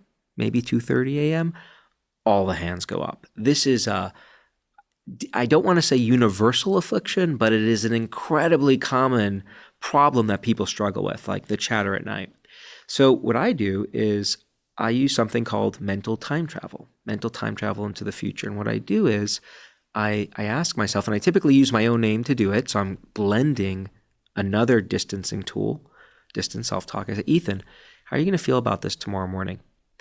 No matter how bad the chatter ever is at 2 a.m., to your point, when I wake up the next morning and my brain is fully awake and I have access to my prefrontal cortex and I could think constructively about things, it is never as bad that next morning as it is in the middle of the night.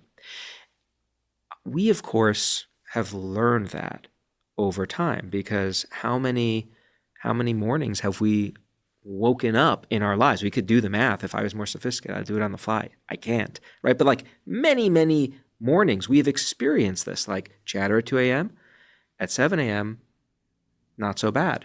So when you jump into this mental time travel machine and you ask yourself, how am I going to feel about this tomorrow morning, next week, next year, 10 years from now? What that does is it activates this understanding that what you are going through, as bad as it may seem, it is temporary. It will eventually subside. And that does something very powerful for a mind that is consumed with chatter. It turns the volume down on it, which for me is often all I have to do to get back to bed. So the official name for this tool is not mental time travel. It is called temporal distancing. And it's a flexible tool. You can ask yourself, if you're struggling with a problem, how you're going to feel about it tomorrow, next week, 10 years from now. And it's another way of broadening your perspective. It's another kind of distancing tool that has a lot of science behind it. So those are the two of the cognitive things that I do on my own. And that nips a significant chunk of the chatter that I experience in the bud when it happens. And I should add that because I know about what chatter is and I know about how these tools work, I am exceptionally strategic in utilizing those tools the moment I detect the chatter brewing. So people will often ask, hey, do you ever experience chatter? I'm like, yeah, of course, pinch me. I'm a living, breathing human being. I do at times. But I'm really good at detecting it and then implementing tools in an almost automatic manner. If this happens, if the chatter strikes, then I'm going to coach myself through the problem using my own name and you, and I'm going to jump into the mental time travel machine and ask myself, how am I going to feel about this in the future? If that's not sufficient, then I'll go to like the level 2 response, which consists of, if weather permits, I'll go for a walk in a safe, natural setting. I always feel the need to give the caveat about safe and natural, because where I grew up in Brooklyn, like the natural settings were the place you got mugged, so they were not safe. But a park I find restorative, and there's a ton of work highlighting the restorative features of green spaces. But then what I'll also do is I will I'll dial up the chatter advisory board. So I have a couple of people that I have carefully thought about what these people do for me when I have a problem. And they importantly don't just let me vent my emotions or cathect, to use that term before. I don't just get it out. A lot of people think that the key to feeling better is to vent your emotions. There's research on this. Venting is good for strengthening bonds between people. It's good to know that, we're buddies now. I could call you up if I'm struggling. You're going to listen to me and empathize with me. That's great for our relationship. But if all you do is just validate what I'm going through, and you don't take the next step to additionally help me look at that bigger picture and problem solve, I leave the conversation feeling really good about my relationship with you, but the problem is still there. So just venting ends up leading to what we call co-rumination, which can be pretty harmful. The people on my chatter advisory board, they know to first validate, empathize with me, learn about what I'm going through. They've got my back. They communicate that powerfully. But then once they do that, they start working with me to broaden the perspective, to try to think through that problem, which I'm having difficulty doing sometimes when the chatter is really, really loud. And, typically when I get to that stage, I'm in pretty good shape. I love your examples of how you deal with chatter. Your example of going to sleep, and the reason I asked when you go to sleep at about 11 p.m. and waking up at 2 or 3, and that being a very common issue, is, as far as I understand, reflective of the fact that early in the night, our sleep is dominated by slow wave deep sleep with less rapid eye movement sleep. And then somewhere right about that transition time, it's not necessarily 2 or 3 a.m. per se, but given that you were asleep for about 3-4 hours, after about 3-4 hours of sleep, the proportion of our sleep that is rapid eye movement sleep relative to deep slow wave sleep shifts dramatically. The intensity of our dreams shifts dramatically. They become more emotionally laden. And that whole process of having those rapid eye movement sleep-associated dreams is strongly associated with the removal of an emotional load in the morning when we wake. We know this because if you selectively deprive people of early night versus late night sleep and so on. The reason I mention this is that one tool that I certainly have found useful is that, well, two tools really. If people just understand that one of the reasons they'll wake up suddenly at 2 or 3 a.m. is that they're undergoing this transition from one form of sleep to another. It's almost like a different beast altogether. And that heart racing, emotionally laden thoughts is characteristic of where they're supposed to be in the sleep architecture cycle. And so for me, so that's number one. The other is that the tool that you provided of getting into this mental time travel, I'd like to just double click on this notion of time perception. In sleep and dreaming, I mean, time is very fluid. You can be in one environment than another. It seems compressed. A lot happens in a short amount of time. When we are in chatter in the daytime, to what extent does it alter our perception of time?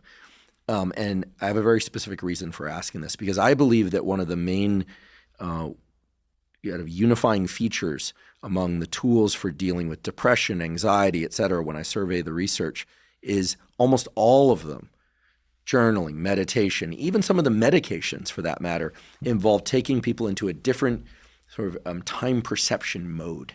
And it's a kind of an abstract idea, but I think this may resonate with some of the issues related to chatter.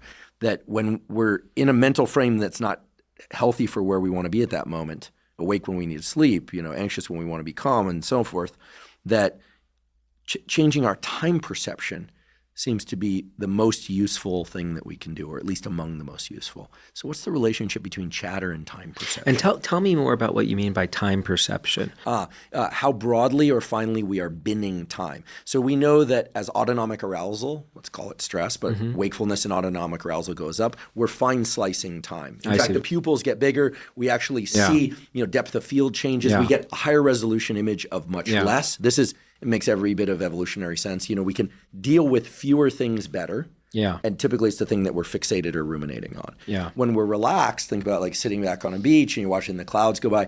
It's almost like your frame rate is slower. So your higher frame rate is like slow motion. This is why people who experience trauma often feel like things are, or a car crash, you like see it in slow motion. It's not in slow motion. You're fine slicing time. Yeah. It's kind of a remarkable thing, right? Yeah. This is also how athletes learn to play with their levels of autonomic arousal.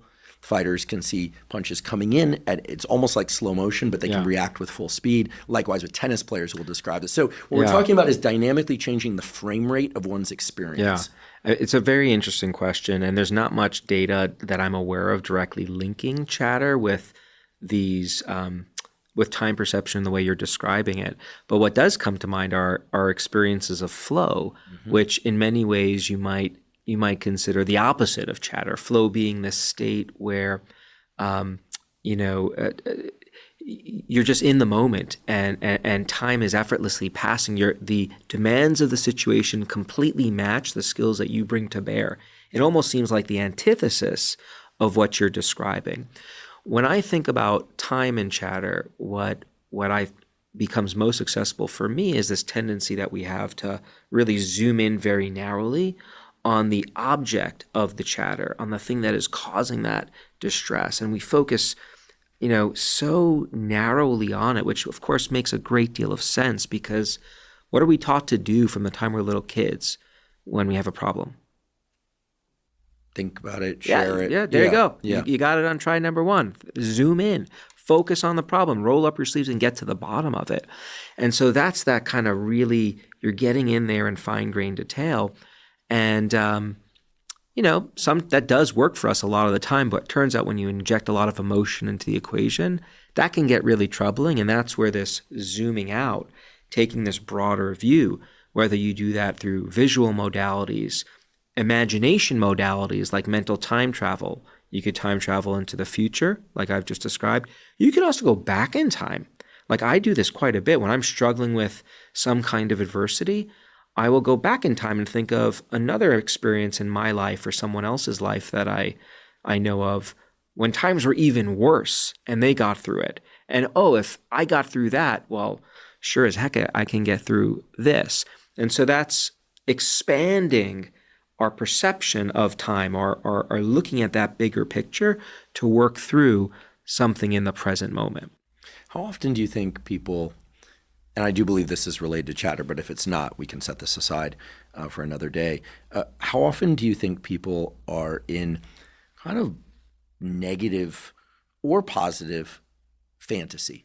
Like as they move through their day, I'm sure a study's been done asking people what they're thinking about. I mean, how often is it actually tied to what they're doing or they're supposed to be doing? Or are they thinking about like what they're going to do this weekend? Or maybe even constructing entire narratives of things that are like non-existent, that they would like to exist? Or, you know, occasionally we'll see this person, I think we've all seen this person, kind of mumbling to themselves, and it doesn't look like they're mumbling pleasant things. Yeah, it's because they've just been rejected by a journal editor, their article. The experience of every scientist. And it's, of course, always reviewer number two's fault. They didn't read the paper carefully enough, of course.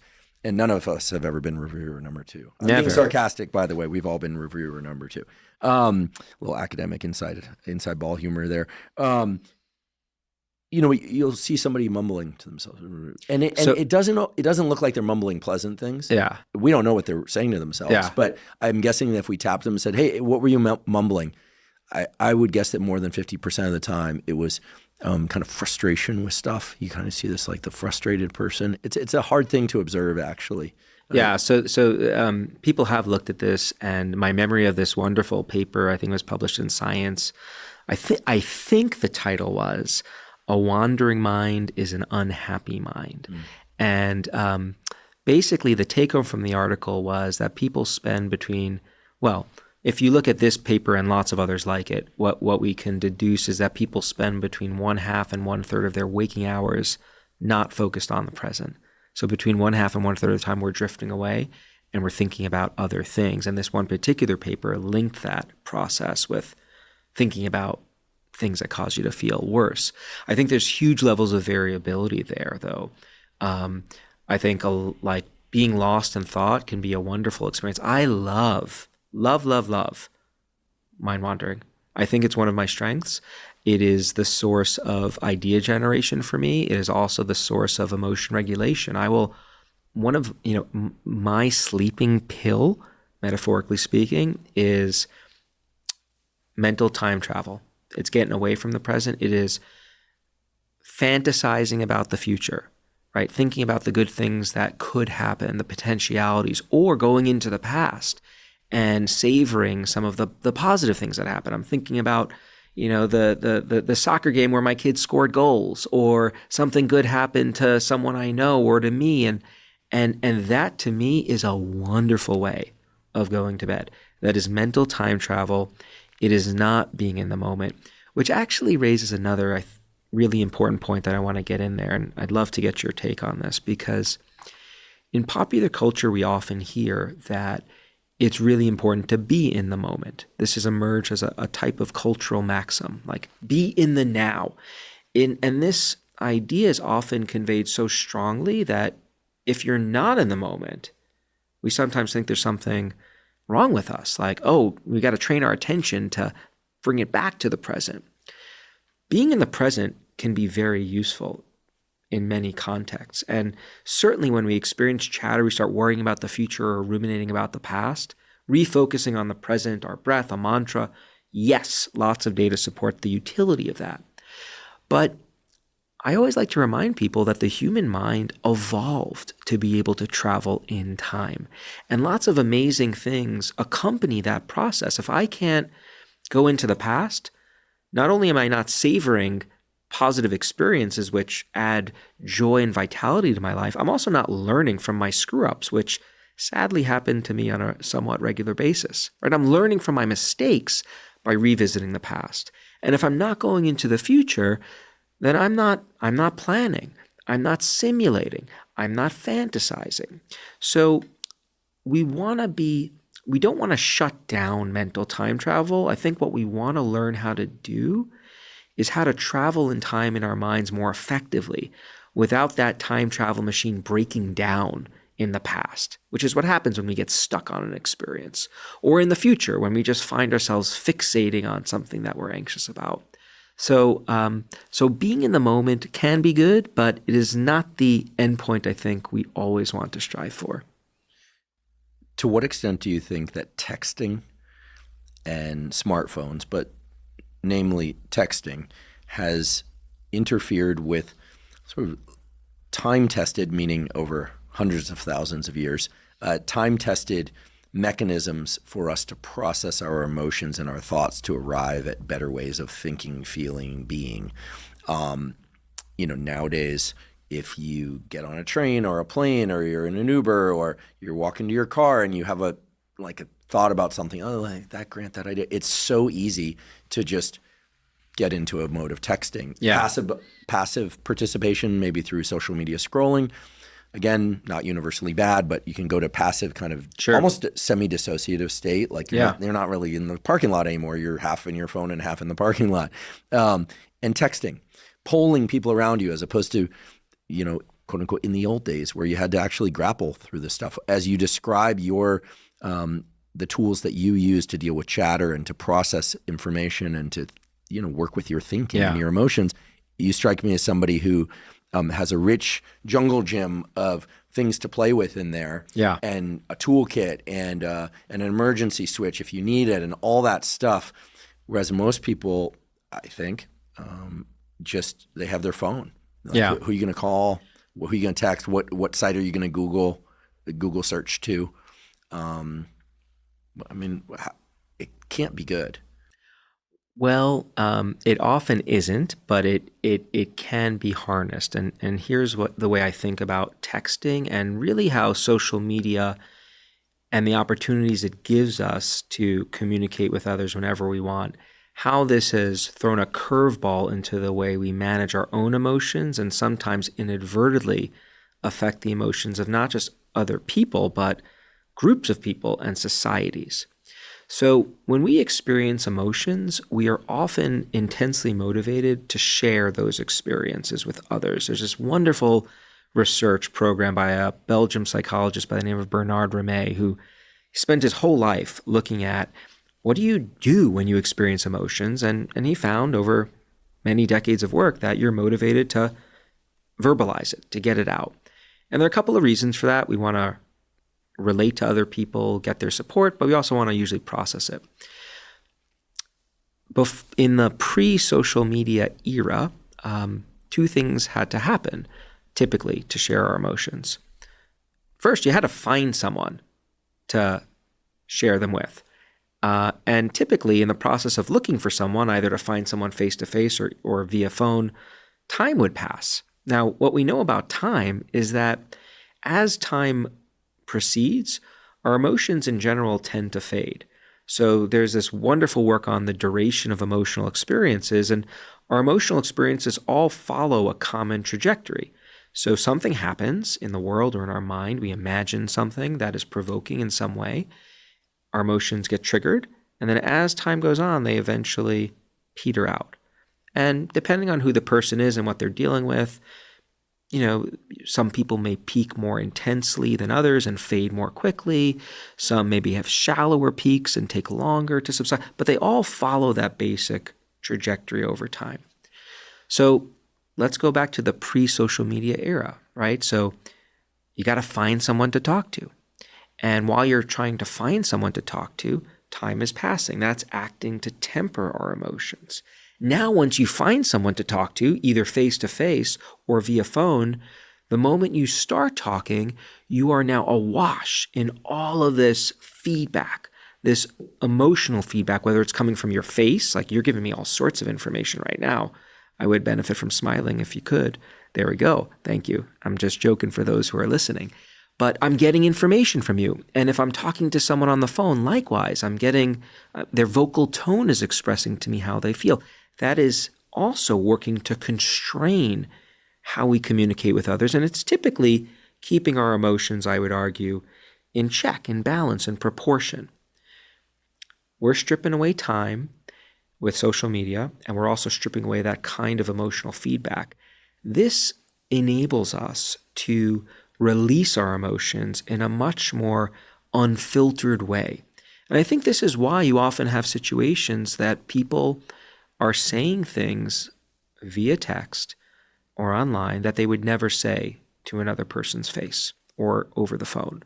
And I think this is one of the factors that can promote some pretty negative forces in society. So cyberbullying, and the spread of moral outrage surrounding certain issues that might take a more constructive form if they were done in a different context. Now, that is not to say that social media isn't useful for spreading certain kinds of messages that require attention and are deserving of collective distress. It can be an amazingly useful tool that brings about needed change. But I think we do need to be conscious of how interacting with this technology has really fundamentally altered the way we communicate emotional information. When I think about the different ways to parse a problem, a real or imagined problem, and I think about the role of web searches, it immediately takes me to either social media or to, I don't know, it could be Reddit, could be some article that was written and posted online in 2019. These will resurface. They repurpose these things all the time. It's I don't know why they do that. I just got emailed this morning about an interview to fact check that I did in 2019. Yeah. Go figure. I mean, it's cool that there's, I guess, that there's archival material on the internet, that not everything is fleeting. Certainly in the podcast space, we like to think that the information on this podcast will be evergreen, archival, and we can update it over time. And that actually brings me to the very specific question, which is about AI. With AI, web searches are now changing fundamentally. You're no longer being brought to a site that is just a designated site. You're getting information back that's the amalgam of a lot of information funneled through, presumably the large language models are changing all the time, but funneled through kind of your search behavior, your preferences, et cetera. So web searches are no longer just site destination journeys. They are, recipes of information that are filtered and combined and given back to us, which makes me think that maybe AI can provide a kind of pseudo self that is wiser than ourselves in any moment, or potentially wiser than we are in any moment, because it can access information that is not dependent on like bodily state shifts. Like at 2:30 in the morning, 3:30 in the morning, a small problem can seem huge and a huge problem can seem absolutely overwhelming, just crushing us. At 7 a.m., it's different. When we search on the web now, like how to get through bankruptcy. Let's say somebody's dealing with bankruptcy. There's information to go to, but with AI, it can give you the information in the form and from the sources that are most meaningful to you. And it doesn't, even if it's 2:30 in the morning for you, the AI is fresh. It doesn't need to sleep. Right. That seems to me like a distinct advantage over our own minds. And I know AI is controversial. Is it going to get smarter than us? Is it going to tell us to go do bad things? This kind of thing. Okay, that's a whole different discussion. But it seems to me that AI could be pretty good, maybe even terrific at helping us resolve problems because it doesn't have these state shifts and it's really tailored to us. Well, it can be. And I think, AI, I think of it as a new tool that has amazing potential. And I actually think it has the potential to help us advance on a problem where psychologists like myself currently find ourselves fixed. So if I look back at the last 20, 30 years of research on emotion regulation, I'm talking here not just about managing chatter, but managing the whole suite of unwanted emotional states that we might encounter in our lives. What I can do is I can point to several individual tools that are empirically supported, science-based tools. And scientists have done a really good job profiling how these individual tools work. Mechanistically, they've often gone down to the brain level. They've looked at them in intervention contexts and everything in between. So we have a pretty good sense of how individual tools work. But what we are now learning is individual tools are not the name of the game, because we are often doing multiple things to manage our emotions, and the combinations of tools we use within people, they often vary across situations in ways that we don't completely understand. And there's variability between people as well. So the blends or cocktails of tools that are most beneficial to us remain to be illuminated. So if someone comes to me with a problem, I can go through all the tools in the toolbox. What I can't do is I can't prescribe combinations of tools and say, hey, for the kinds of problems that you are experiencing and the kind of person that you are, here are the 4 things that you should do, But that person over there, they should do these 6 things. I think AI has the potential with the right inputs to help us learn about those patterns that explain how to optimize emotion regulation on an individual basis. And that is a remarkably tantalizing possibility for that technology. You mentioned you have kids. Yeah. When my sister, who's 3 years older than I am, was a kid, my dad tells the story that she had an imaginary friend, Larry. Larry was a girl, lived in a purple house.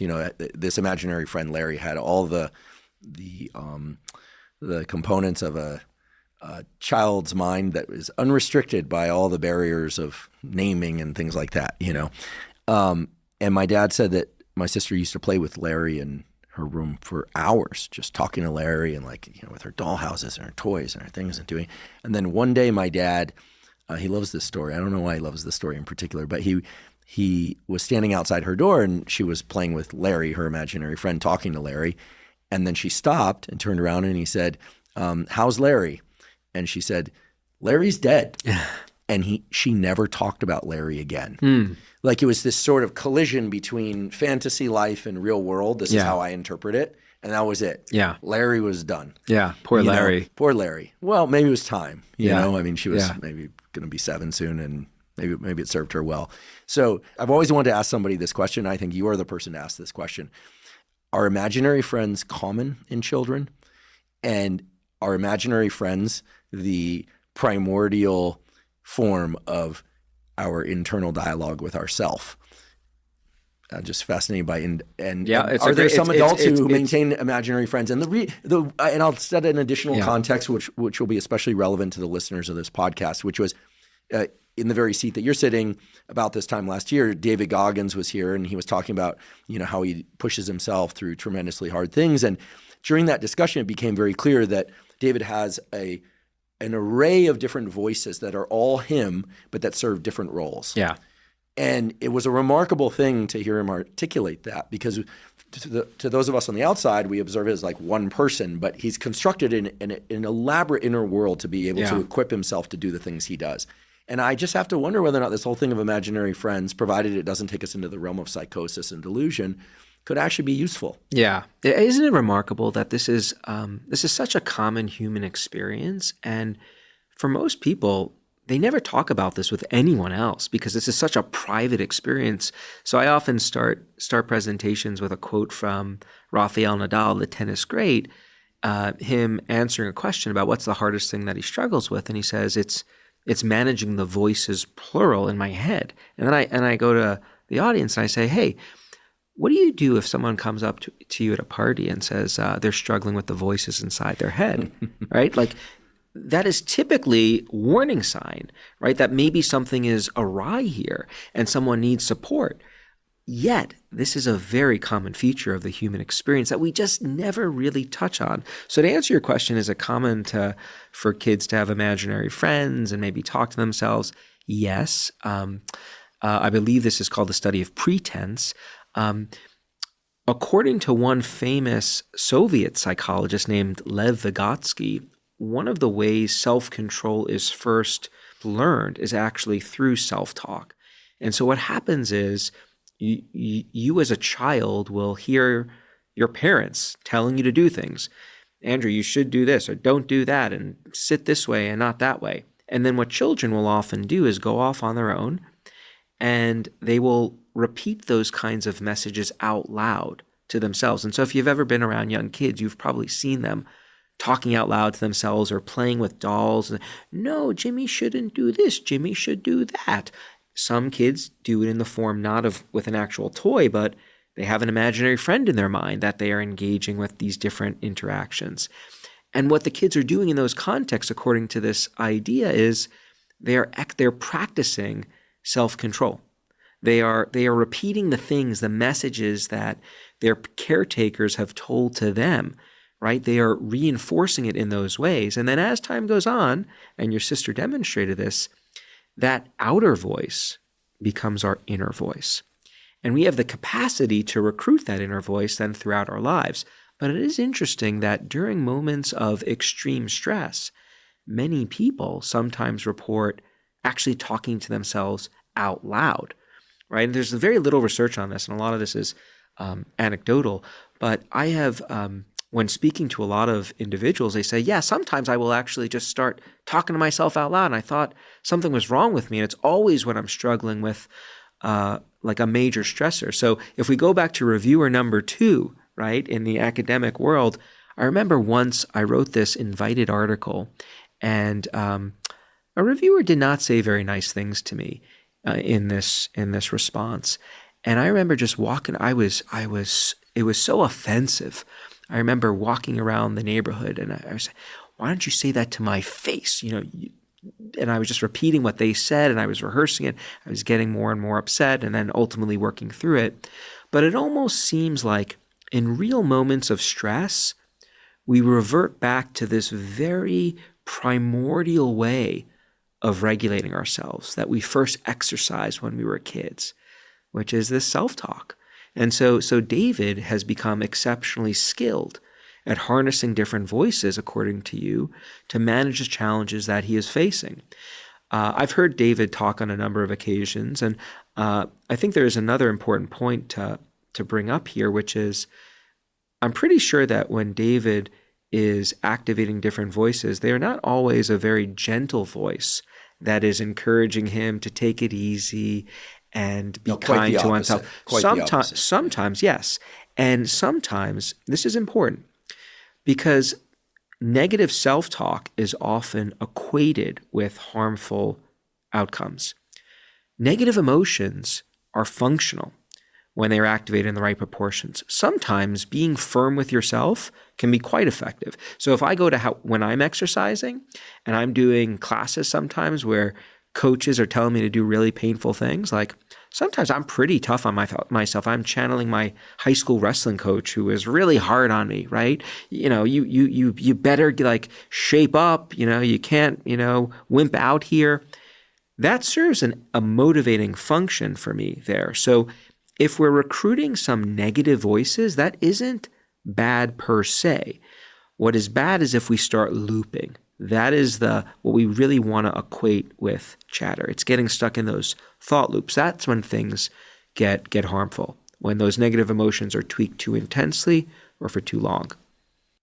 A couple of times we've talked about the relationship between physical activities and mental activities, in particular taking a walk, going into green spaces. And I was delighted to hear when you said that there's a vast literature supporting the use of green spaces for calming ourselves. Is that essentially what the data show?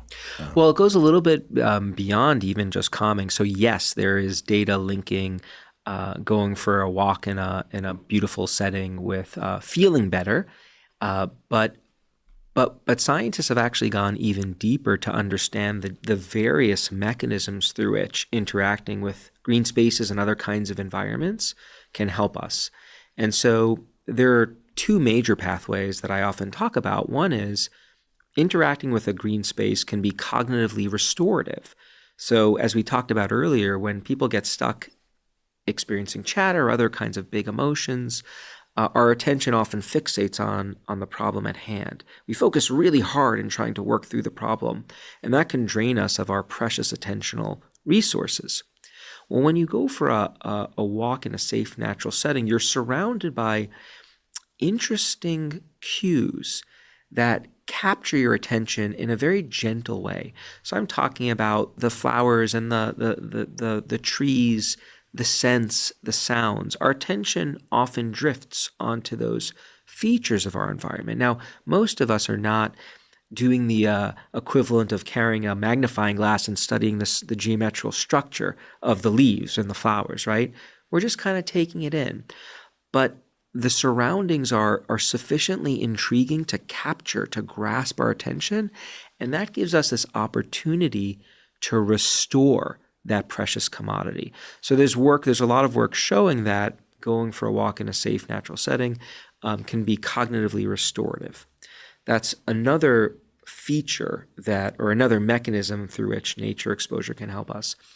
The other pathway that I just find this is so cool from a research point of view. going for walks in natural settings often elicit the emotion of awe, which is an emotion we experience when we're in the presence of something vast and indescribable, something that just feels bigger than ourselves. So in the Arboretum near my house, there are these trees that have been there for hundreds of years. And you look up at these trees and you think, my God, like you've been there way longer than me and my parents and my grandparents, and you probably will be there longer than all of my progeny. Like, wow, that just broadens my perspective. Or an amazing sunset. You can also experience this emotion through feats of innovation. So I'm a science geek, I guess you could say. And for me, the two biggest awe triggers are number one, the images of the galaxy that the latest telescope produces, which if you follow this, some physicists have somehow figured out, and engineers, how to take pictures of what the universe looked like billions of years ago. Somehow, I don't understand the physics, we can see what it looked like this, vast amounts of time ago. And we also, of course, have the equivalent of an SUV currently roaming on Mars, sending us back footage of that planet. So when I think of that, like we've actually landed a vehicle on another planet, this vastly expands. Like I am filled with awe. So when we are experiencing something vast and indescribable like that, this is the ultimate perspective broadener. So it leads to what we call shrinking of the self. We feel smaller when we're contemplating something vast and indescribable. And when we feel smaller, guess what else feels smaller? Problems. Our problems. So this is an easy way of utilizing the world around you to powerfully manage your emotions. And so what I love about that work is it highlights the fact that there are tools that are just hidden in plain sight. They're waiting to be harnessed. And if you know where to look, you can often find them. And the nature, by the way, isn't the only set of environmental tools that exist. There are lots of ways that you can interact with your environment strategically to help you feel better. We often develop attachments to places, for example. So you're probably familiar with the concept of attachment figures. So there are these figures from our childhood that we often, though not always, securely attach to. They are a source of safety and comfort, and they serve a powerful regulatory role in our lives and our partners. If we're in positive relationships, as I am, love you, as to my wife, she is an attachment figure for me. Well, we also develop these associations with places. And so sometimes places can be the source of safety and comfort. Going back to those places during times of distress can be really rejuvenating. I know one person who discovered that there was infidelity in his relationship, and what really helped him get a grip on the situation was going back to his childhood home and sleeping in his bedroom at home. That was the turning point that allowed him to reroute his ability to navigate his life. That's an example of the power of places to affect us. So how many times do we think about, hey, what are the places that are my emotional oases, if you will, that I can go to when I need it? We can also structure our environments. Like you and I are both talking right now across the table from one another. We don't have our cell phones out on the table. No, not for me, not even in the room. Not in the room for me either. If we did, and we had it facing up, we would be distracted, would we not? Without question. And even facing down, I think there's some literature on this, right? Still a cue. Yeah, it's still an emotional cue. There's a cognitive tether. Like we're sort of, because the thing signals a particular reward, a particular reward, and a particular set of behaviors, right? Just like a pen, there are only a few things you could. There are probably many things you could do with a pen, but typically one. This is not John Wick here. Right, exactly. This is one thing that we're talking about. We're not getting innovative here with these objects. But right, when when the phone is present, even if it's face down, it cues the opportunity to make a call, receive a text, look on social media, That's right. scroll the internet. And find out what's happened today. And so by leaving our phones outside of this space, we are managing our emotions in a very blunt and effective way. When laptop screens are open in my seminars, I know that I've already lost the battle because I know the object, the stimulus, is so tempting. Even if I am the most captivating professor in the world, which I am not. I aspire to be captivating, but I know that I'm always going to lose compared to the screen, the email. Do you ask them to close? I ask them to, no You laptops do? in my class. Wow, how is that received? So far, so good. I explain to them, I actually explain to them the science behind this. I explain why I'm doing this. And I say that, hey, if I have my laptop open and I'm in your shoes, this is a divided attention task.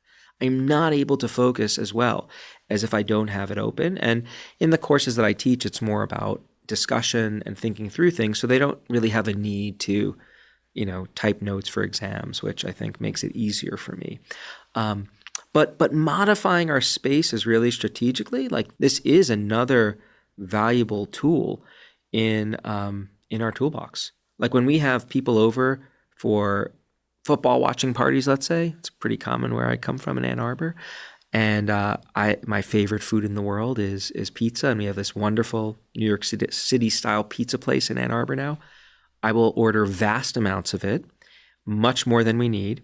And when the game is over, I will insist that everyone take it with them because I know if it is in the refrigerator and I open the refrigerator later that night to just get some water, if I see the pizza box, the cue, it will elicit a emotional response, this desire, this appetitive response to consume the pizza, which is not the goal that I have from either a fitness or emotion regulatory point of view. So I am structuring my spaces strategically all the time to give me the best chance of being successful at meeting my regulatory goals.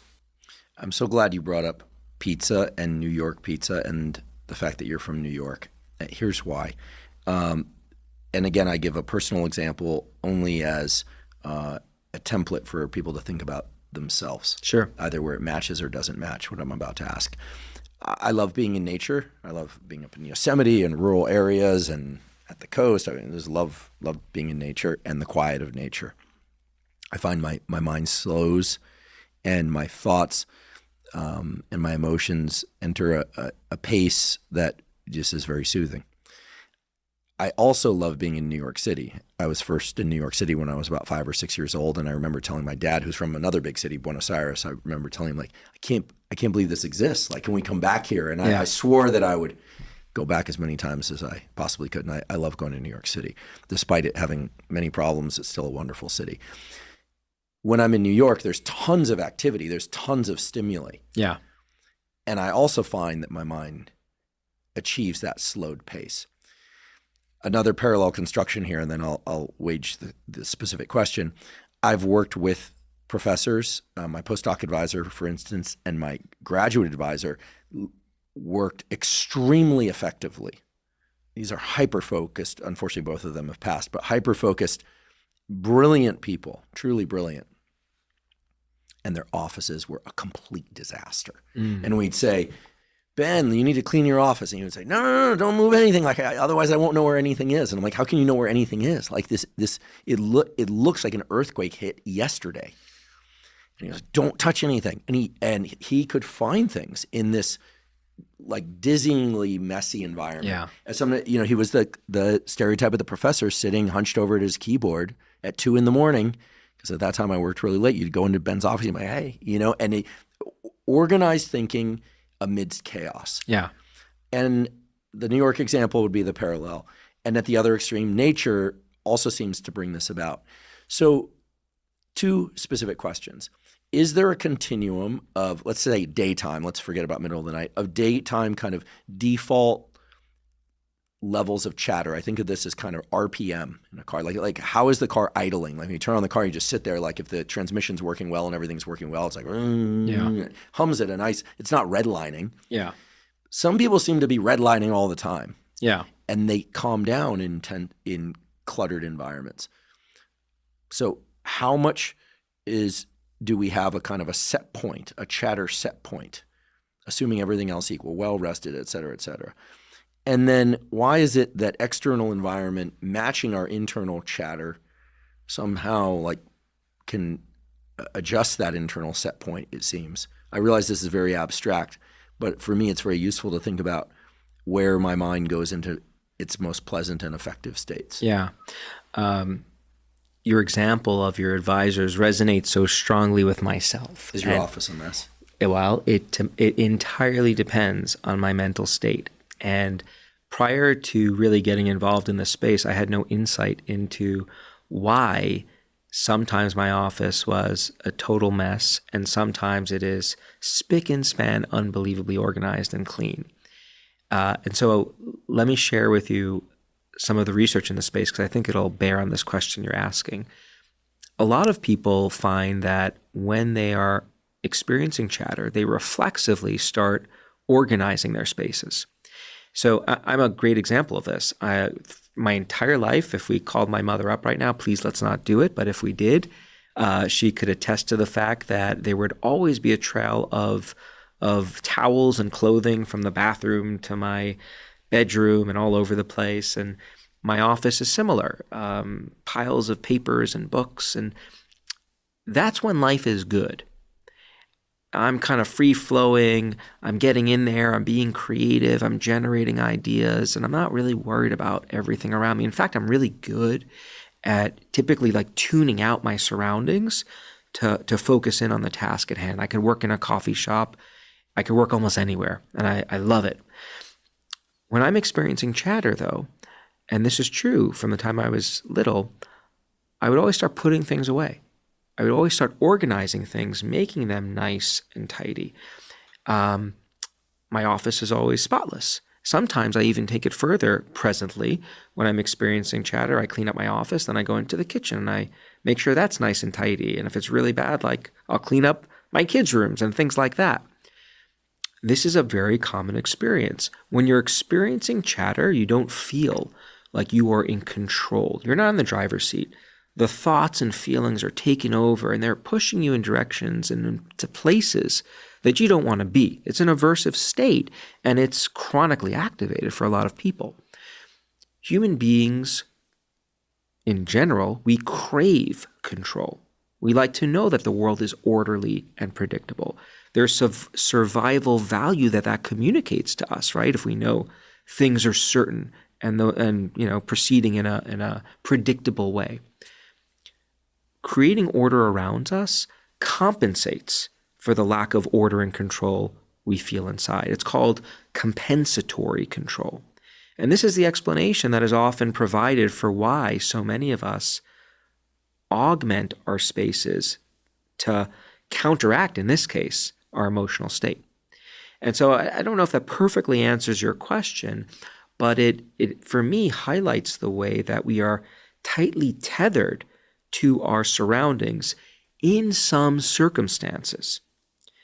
When I'm not experiencing chatter, it really doesn't matter if the place is nice and tidy versus not. Like, no big deal. But when I'm motivated to think, feel, and behave in a particular way, then my circumstances are becoming more important. I mean, the military is a very salient example where people have to have their kit in order. Yeah. In order to essentially be able to proceed with the job, right? And people can say what they will about the military, but the structure and the hierarchy of the military has provided structure and in order for people to essentially harness go from a chaotic life to a structured life. That's right. And it's an extreme example, but having everything squared away is one of those things. I got certified to scuba dive a few years ago, and it occurred to me early on in the first dives that if your kit isn't squared away and you don't have everything worked out, things can go badly wrong, and the severity of the potential consequences, or the potential severity of the consequences, I suppose is the right way to say it, is a good reminder, like, to have everything in check. This isn't the kind of thing where you can afford to forget a piece of gear or to not check a valve, or it's potentially life or death, and that serves an adaptive role. It's kind of nice to have an activity actually where that's the case. Whereas we get into our cars and we might pull out of the driveway and then go down the street, and now you see people texting and driving all the time, although hopefully less as time goes on. And you see, then you might put on your seatbelt, like a quarter mile down the road. You might put it on first, right? I always put mine on first when when I remember. I'm sure now someone will catch me with my seatbelt off, but I drive with a seatbelt, and so on and so on. The physical steps that we take to organize ourselves and the environment and our relationship to the environment really do seem to change our brain into a different brain than were we to not do those things. The way I carve up the emotion regulation space is there are multiple shifters that exist. Some of those shifters are inside us. So there are these sensory shifters we talked about. There are attentional shifters. We haven't gotten into that yet, but we can shine our mental spotlight on or away from things that are causing emotions, and we can be strategic in how we do that.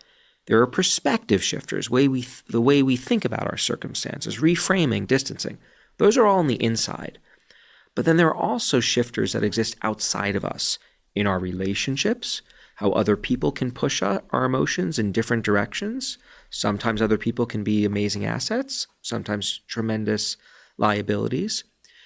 There are physical shifters, like in our spaces, and we just talked about those. You can then go a layer out even further and talk about culture as a shifter. People talk about culture as the air we breathe, right? We are in different cultures throughout our lives, and sometimes we move from one culture to another within the day. So, if you're going to your lab or you're on campus at Stanford, that's one very specific culture with certain values and norms and weird practices maybe. That's no offense to Stanford, by the way. That's more academics. Academia has some weird practices. If you then go to your podcast community, right, the team in the studio that we're sitting here, there's a different culture that characterizes the way you function here. And those cultures that we are a part of, they powerfully shape our emotional lives. They indicate, they influence what kinds of emotional experiences we value. So what kinds of emotional experiences are we motivated to have?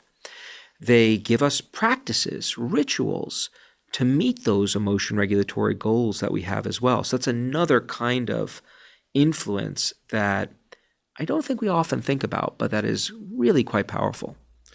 It brings me back again to the smartphone. The smartphone carries an infinite number of contexts into the different environments with us.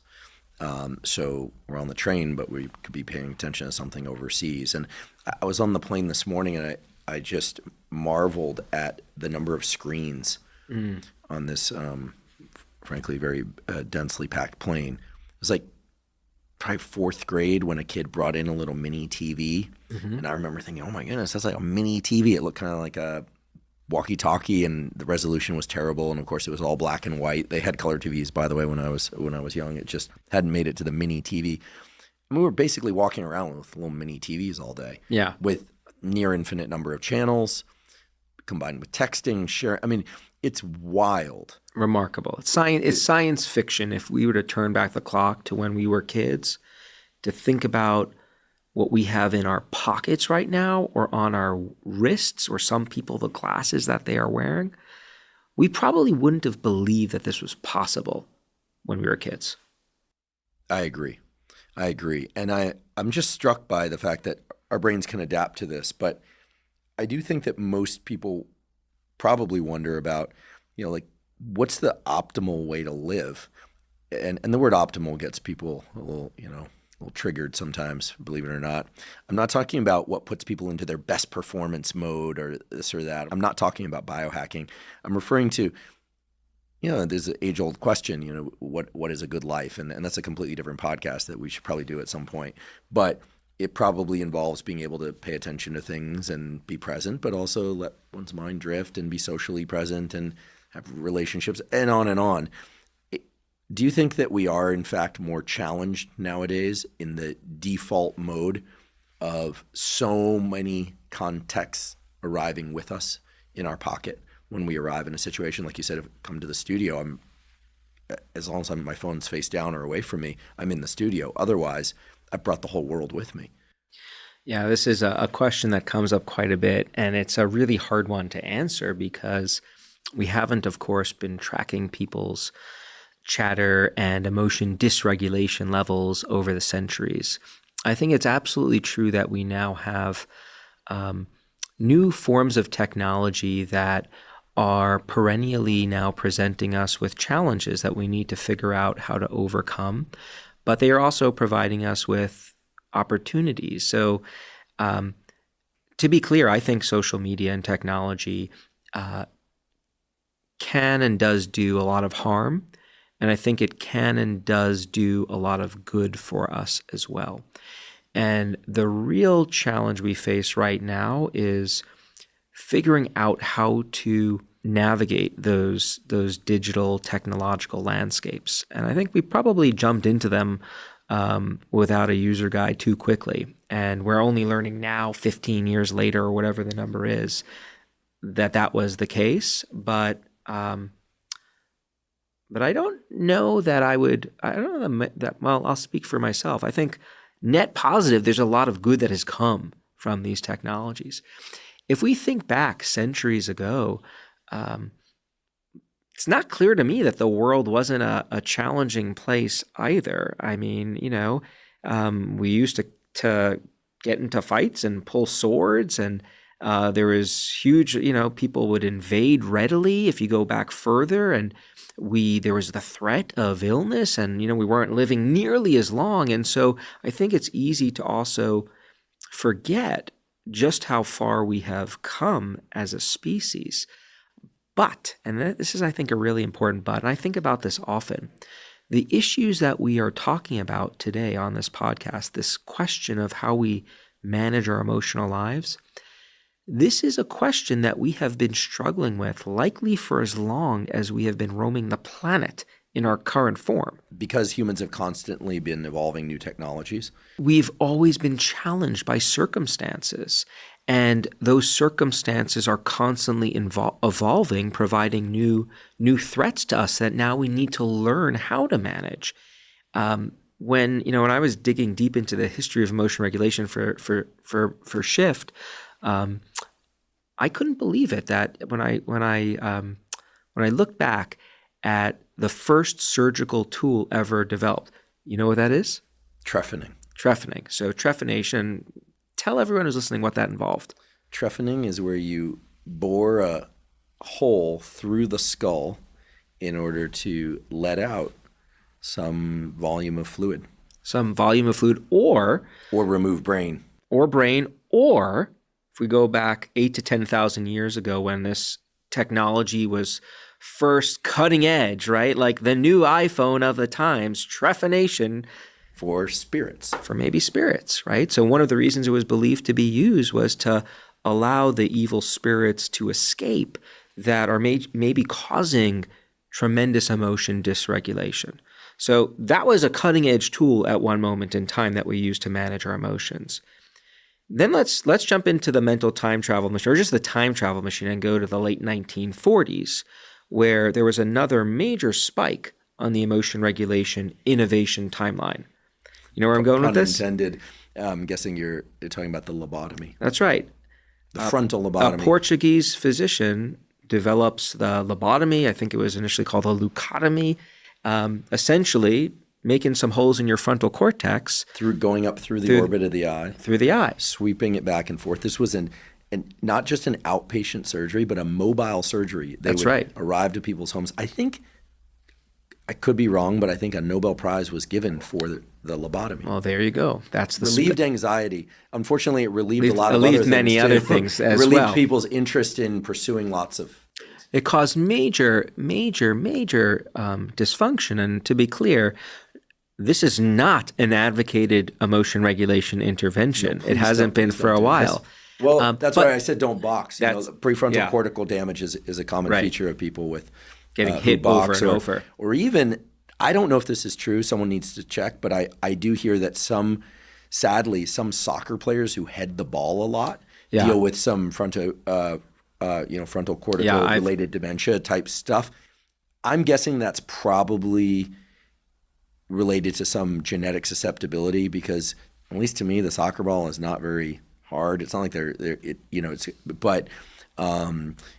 and then again, there are of course people who play a whole career of football, or box. Less seldom boxing. People who get hit a lot in the head often have problems. Yeah, they develop problems. Yeah, generally not a good thing. Right. But just to go back to the lobotomy, what's amazing to me is like that was perceived to be such an advance that it won the Nobel Prize. Like the Nobel Prize. Because it calmed people down. Calm people down, right? And we so I raise these issues to just point that like we've been struggling to identify tools to manage our emotions effectively for a really long time. And now fast forward to the present, we have not solved the puzzle of emotion regulation yet. But I would argue that we have made major advances in identifying non-invasive science-based tools that can be leveraged to help people lead more productive emotional lives. And so, you raised this question earlier about what is a productive life, what is a good life. And I think answering that question is in part relevant to how I think about how do you like define self-control in many ways, or emotion regulation. Or let me, not just how you define it, but what are the component parts? So we've been talking about tools throughout this conversation. All like these different tools that exist, these different shifters for pushing our emotions or chatter around. That's one core part of regulating effectively. But another core part is our motivation or our goals. And you need both motivation and tools.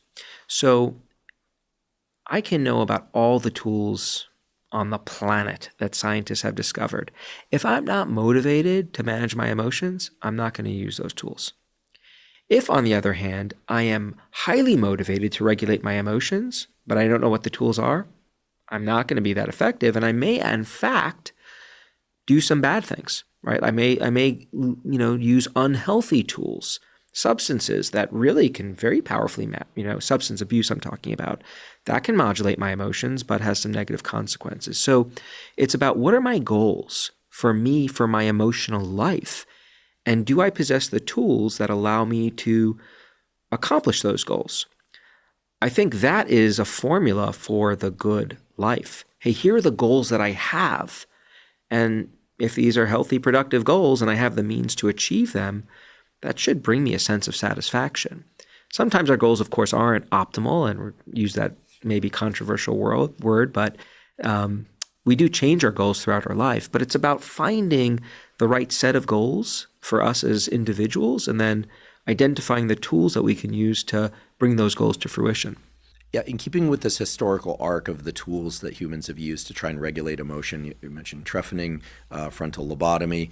Think about a barbaric appearing procedure, but one that actually is pretty effective in the right hands, and that is still commonly used today, electric shock therapy, which at a mechanistic level, we don't understand. So we don't really understand, but it seems to lead to a kind of massive dump of a bunch of neuromodulators, dopamine, serotonin, but almost willy-nilly, it's like and then nowadays there's a lot of at least interest, if not enthusiasm. More work is needed on the various psychedelics, in particular psilocybin and MDMA for depression and PTSD more specifically. And while those are more in the serotonergic pathway, my read of the data is that they're creating more brain-wide connectivity at resting state. I mean, they're still fairly crude tools. In terms of you're massively changing the levels of given neuromodulators. People are undergoing variable experiences. It's not like directed in any way. Nolan Williams at Stanford is combining those things with transcranial magnetic stimulation to try and essentially highlight the activity of particular circuits during the psychedelic journeys and after, things of that sort. So it's getting more specific. But I would say even today, we don't really have great pharmacologic or surgical tools for emotion. Now, there's terrific neurosurgery going on, mind you. But when it comes to behavioral tools for emotion regulation, I feel like the psychologists, you and your colleagues, have done a tremendous job, as have the people from, for lack of a better name, the sort of ancient traditions and from the wellness community, things like long exhale breathing, physiological size, meditation. Wendy Suzuki's lab at NYU showing 13 minutes a day of meditation improves focus, emotional state. So it seems to me that the behavioral tools are getting way out ahead of the surgical and even pharmacologic tools in terms of their specificity, their safety, and maybe even their potency. Would you care to reflect on what you see as the most valuable tools for emotion regulation? You've touched on some of them today, but I mean, taking a walk, green spaces, time, mental time travel, fantasy. I listed a few more of these off. I mean, these might seem kind of more modal, top level contour things, but they work, right? I mean, the data say they work. Journaling. Yeah, and they're mechanistically. We understand the mechanisms that are underlying the benefits of these tools. They are easy to implement, and not always, but for a lot of them, they're easy. And I think that's in part where their power resides. We are still trying to understand how the brain functions. As you well know, you've contributed to this. I've worked on this a little bit myself too. The brain is a remarkably complicated organ, and we still have a lot to learn. I'm a big fan of trying to understand how phenomena like emotion play out at different levels of analysis, at the psychological level of thinking and feeling, but also at the biological level in terms of patterns of neural activity and hormones and so forth and so on. And so I think there's great hope that we will be able to eventually down the road try to help people manage their emotions through multiple different sources of intervention, through the pharmacological level, through the behavioral level, through the interpersonal level.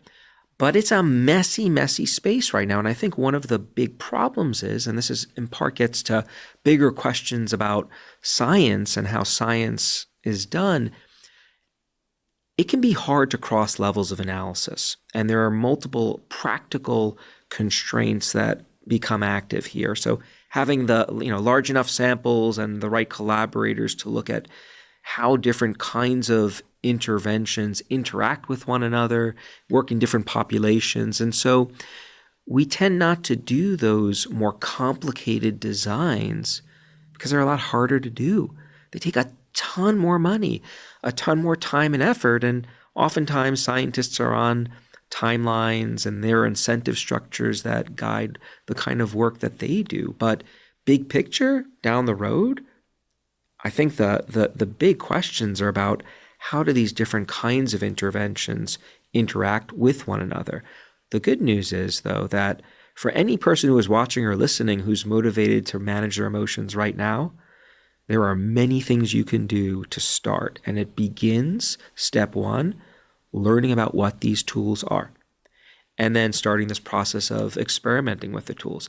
I don't use that word experimenting lightly. I wouldn't advocate experimenting with agents that have serious side effects of the sort that some of the biological interventions you articulated earlier do. Those kinds of tools, I think, should be used in the context of medical supervision. But a lot of these other tools that we're talking about, small changes in how you think and behave and interact with your environments, those are things people can start doing right now. One of the most common questions I've received over the years is, on YouTube in particular, is how to stop intrusive voices. And occasionally when people ask these questions, they'll highlight that some parent or an ex or something will kind of a judge voice in there. And they don't know if it's their voice or the other person's voice, but it's in their head and it's very unpleasant. Presumably this circles back to childhood traumas or other forms of traumas, but irrespective of the origins, are there any tools specifically to deal with intrusive thoughts and thought patterns, maybe even OCD-like thought patterns? So a couple of responses to that. So first of all, I think step one is recognizing that if you are hearing another voice, like if you can hear your dad's voice in your head, it's not your dad who is in your head. That is a simulation that you are engaging in, that your brain is capable of producing. And so that, I think, can be informative for people who are curious about these inner worlds. Like I can hear. I'm not referring to auditory hallucinations. Yeah. Okay. I'm referring to, the language of somebody, maybe not in that person's voice, but they're hearing like, maybe not you're a bad person, but like you're never good. You're not good enough. Like it's not enough, or just feeling like, like they can't enjoy what the good things in life because of these intrusive negative voices. Here's something that I hope listeners and viewers will find exceptionally liberating, as I have found liberating from just knowing the science. So actually, I talk about these intrusive thoughts in Shift.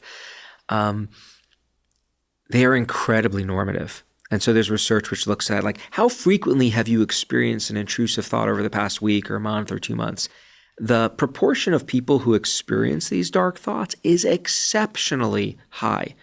I don't remember the exact percentage, but it is in my book, and it is like near ceiling. I will do an exercise with my classes, my undergraduate classes, where I will ask them to anonymously describe whether they've experienced like a dark thought over the past week. Almost all of them are capable of generating them, and some of these thoughts are really, really dark. I will often experience a very dark, intrusive thought when I'm exercising at the gym. You're looking at me with curiosity and a bit of concern right now. No, not concern. I'm just fascinated. Yeah, so I have ideas about why this may be, but I'm just fascinated. I don't know that I've had dark thoughts in the gym, but it's interesting. Here's my dark thought. Watch out if you see me in the gym from here on. So if I'm carrying like a heavy dumbbell from a bench to a rack, I will sometimes have a thought of dropping it on the face of another person on a mat. Oh my goodness. It's terribly dark. Terrible It's a thought. terrible thought. So why am I experiencing that? It is most likely the brain's simulating worst case scenarios to prevent me from doing it. Of course, I don't want to drop a dumbbell on someone. I never have. And so that's one explanation for why this is so normative. It's your brain's way of constantly, there's a theory that we're constantly simulating all sorts of possibilities for what could happen. And most of these simulations, the probability of them coming to fruition are exceptionally low, infinitesimally small. But on occasion, some of the wacky ones do escape into awareness.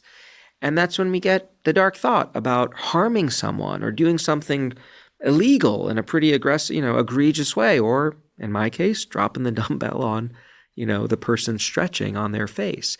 And so here's what I find liberating. Me understanding that this is just how my brain works. Well, that doesn't mean now that I'm something wrong with me as a human being, right? That I'm morally corrupt in any way. My brain's going to sometimes produce these kinds of dark thoughts.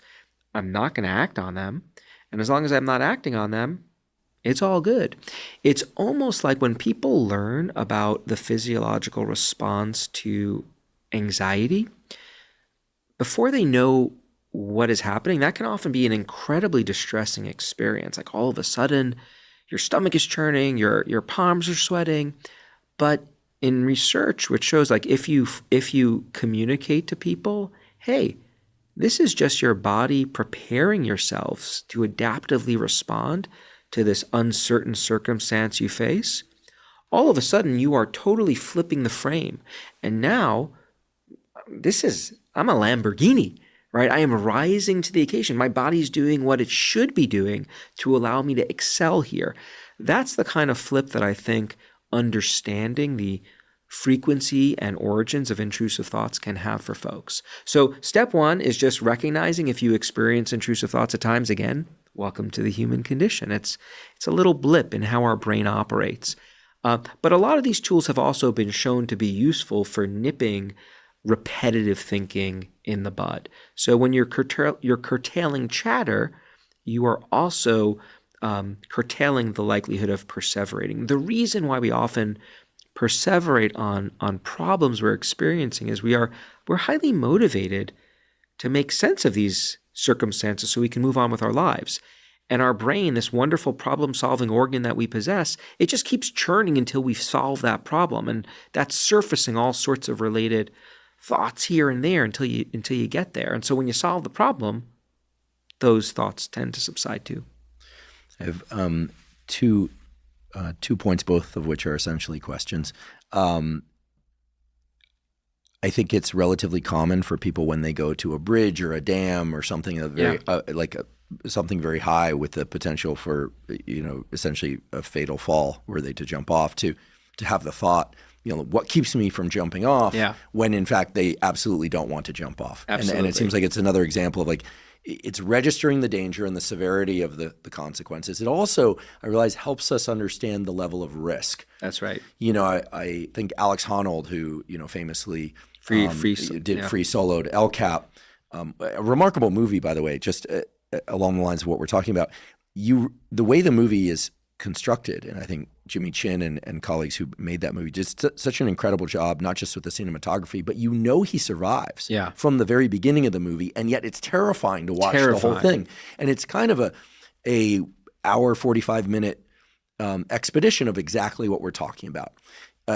In that movie, as I recall, Alex spells out the assessment of risk and consequence. Right, level of risk, level of consequence, and how those are key parameters to evaluate. And he's obviously done that for himself, and he succeeded. And I hope he never does it again, only because he seems like a really delightful person. It'd be nice to keep him around.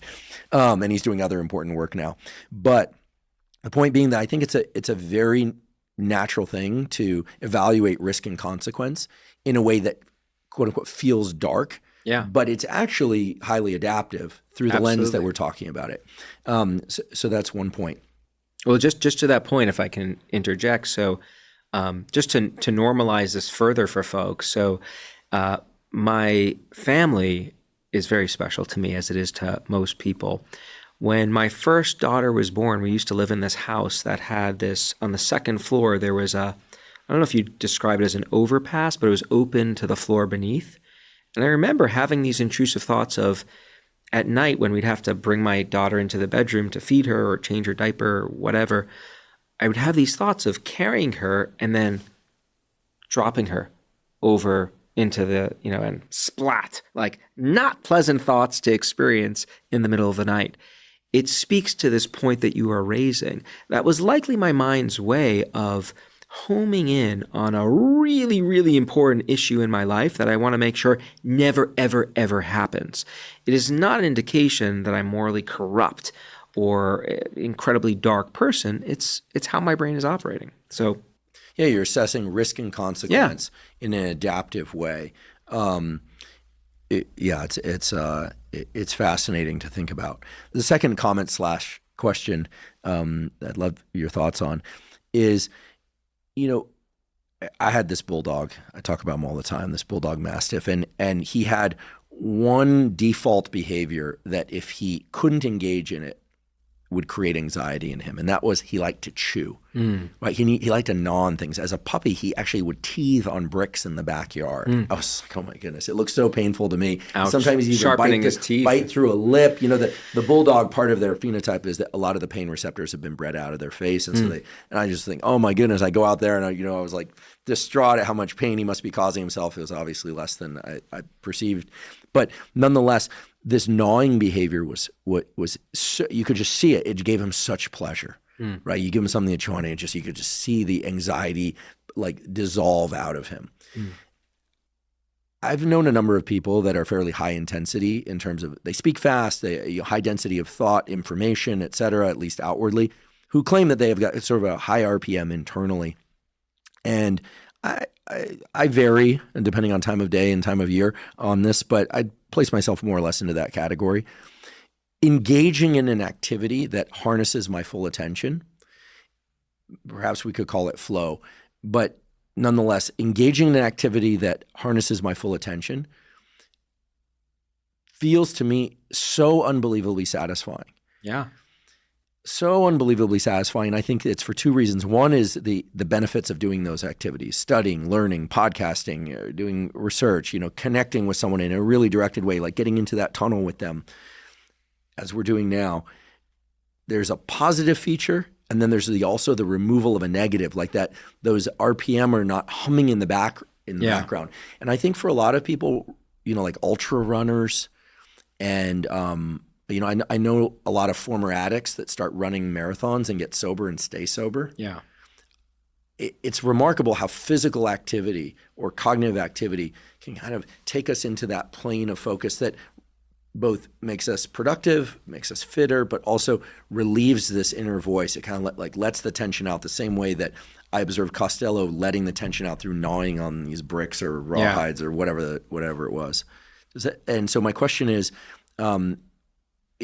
there, as I'm assuming, a relationship between the physical and the mental? Do we basically have a certain amount of energy in us, and it varies between people, and we need to harness and or adjust that level of energy, and to do that in ways that hopefully make us a living or bring our social relationships more closely together? Well, it certainly plays out in physical context as you're describing, but it also, as you alluded to, plays out in cognitive contexts. When there is this match, this sweet spot between the demands, like you're in a situation that is actually challenging, either physically or cognitively, and the resources that you bring to that situation perfectly match the demands. So it's a taxing situation, but you are able to engage with it completely. That is the formula for getting stuck is the wrong word, for getting immersed in these kinds of flow states, which are for many people the goal that they have in their lives, both recreationally and professionally. And so you, as someone who is ideally getting into these flow states with your guests, I would hope and imagine, and that's always the aspiration, right? That must feel really good. I mean, you talk for a long time with people.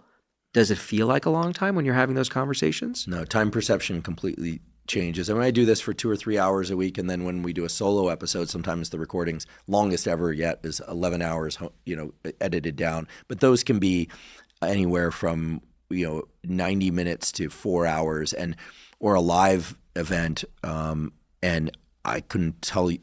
It just seems like time just passes. Time dissolves away. And when that is because you are so absorbed in the moment and meeting the challenges of that situation that all of your attention is commanded to that point in time, that moment. And that doesn't leave a whole lot of room for all of the chatter to percolate in the background. And so, one often, you might think like an ultra marathon, or what's the correct term? Is that it? I think it's called an ultra. I think we have some triathletes here in the room. Our producer, Rob Moore, sitting to my left. We've never done this before, but how long is an ultra? Anything longer than a marathon? Is that right? He's giving a nod. He's going to remain silent. Anything longer than a marathon is considered an ultra. And so that's a lot of time on the one hand to be alone with your thoughts. Right? And you might think that might just be grounds for experiencing chatter, but it's also a particularly challenging kind of physical feat that you have to devote a lot of resources to meeting those physical demands. And right, so that can propel you into a state of flow, and then you get some runner's high to boot, some like chemical boost to enhance your mood, and all of a sudden now you have people running, 130 miles. I'm exaggerating. How long is it? People have done 200-mile ultras, 150-mile ultras.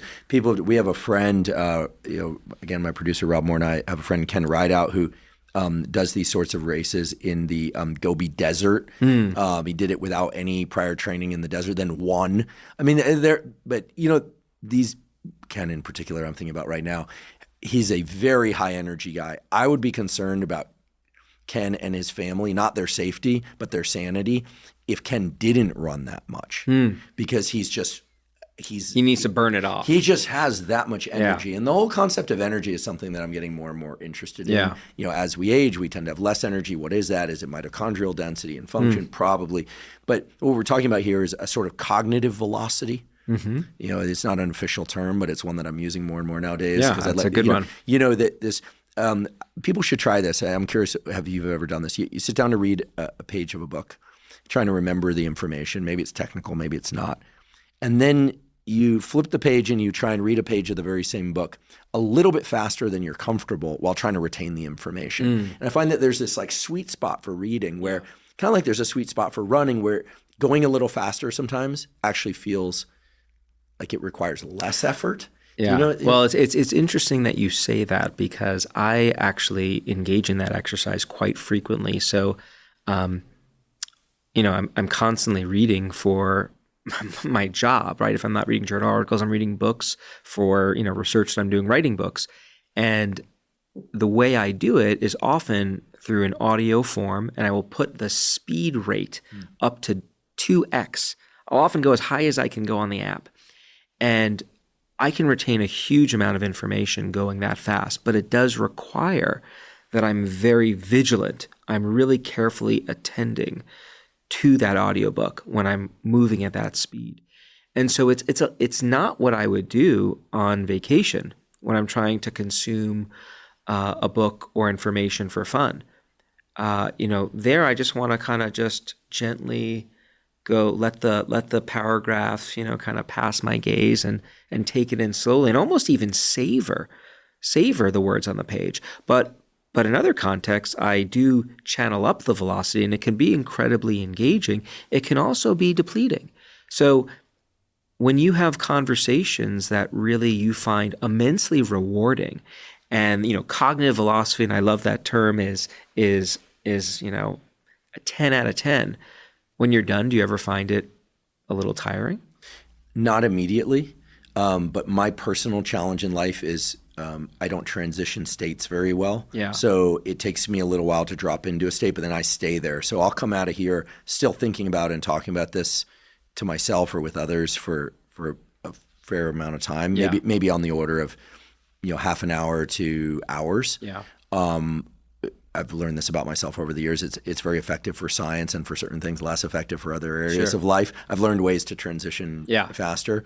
But then I will notice if I do, record a solo and a guest episode and some intros and stuff in the same week, that on Saturday I'm kind of like, my mind feels like it's like white noise. Yeah. Yeah. And I've long thought that I used to call them low cortisol days, just a day where I'm just kind of like veg. And you're more tired probably on those days, huh? Yeah, just let myself reset. It was actually in my list of questions to ask you about resetting, going into kind of a state of wordlessness and just letting things just spool out for an hour, like not trying to control anything. Not trying to control anything in the universe except, basic functions, right? Yeah. Cooking shows, prank reels. These are yours? These are mine. And I am, we often take for granted too that the TV in front of us is another emotion regulation device, right? And actually people who are creating programs are deliberately trying to push your emotions in particular directions, from the score that accompanies movies and the news. So I don't want my emotions being shifted in a direction that is contrary to my goals right before I go to bed. I am at a typically high velocity level throughout the day, starting with physical stuff and exercise to the cognitive stuff and the politicking and the science talks and all that stuff. When I'm finally done going through my email at night, I want like a good hour of just total mindless vegetation. And it puts me in a wonderfully serene state to then slide into bed, jump into that mental time travel machine, like do the fantasizing or savoring, and then puts me to sleep. And so, I really value technology there for helping me do that. And I think that is the counterpoint to having this high velocity kind of experience. I will often, when I teach, like sometimes I'll teach for like 3 hours. So it's, equivalent to what we're doing right now. It is so unbelievably engaging and rewarding. And like, this is why I got into this business. You're having great conversations and you're hopefully like changing the way people think about things, getting them to discover interest, all that good stuff. A couple hours later when I come home, first of all, I need a little refractory period to switch out of work life into home life, which can often be challenging on the personal front because like my kids are just waiting there. Well, my youngest kid is waiting there. My oldest kid is now in her room doing her own thing. But they want to play right away, and I need some time just to decompress. But then once I do, I've got to lean further into that state. And so that is shifting and understanding how to shift. That's a different kind of shift, but it is all about shifting our states to meet our goals and trying to understand how to do that well. And I think that is the subtext to everything that we are talking about here. Yeah, it's such an important aspect of life. And I do think that everyone would do well to evaluate for themselves how quickly, well, not well, we're not trying to place a grade on it, but how quickly or slowly one transitions into and out of states. Yeah. How much of your thoughts and emotions and experience you're carrying forward from one context to the next. I think about that a lot. And it's something that I try and work with a lot, especially, arriving home and there's people at home and you want to engage in a particular way. Yeah. And there's actually a framework to help people do this that I really like. And it's interesting because you mentioned the military earlier, and there's a wonderful corollary. And it's I haven't experienced this too often in my life, where I see something in science that scaffolds onto a practice that another organization, in this case the military, implements to help people, number one, identify what are their, in the context of what we're talking about, what are their emotion regulation goals? What are their shifting goals? And how do you go from having those goals to bringing them to fruition? And so in the military, like special forces, before they have complicated operations, they will often first think about, okay, what's our goal? What's the outcome we hope to achieve? Then what are the obstacles that we can anticipate that might undermine our ability to achieve that goal? And they'll go around the room and, the person in charge will like cold call Socratic style on folks. Like, what is the potential obstacle?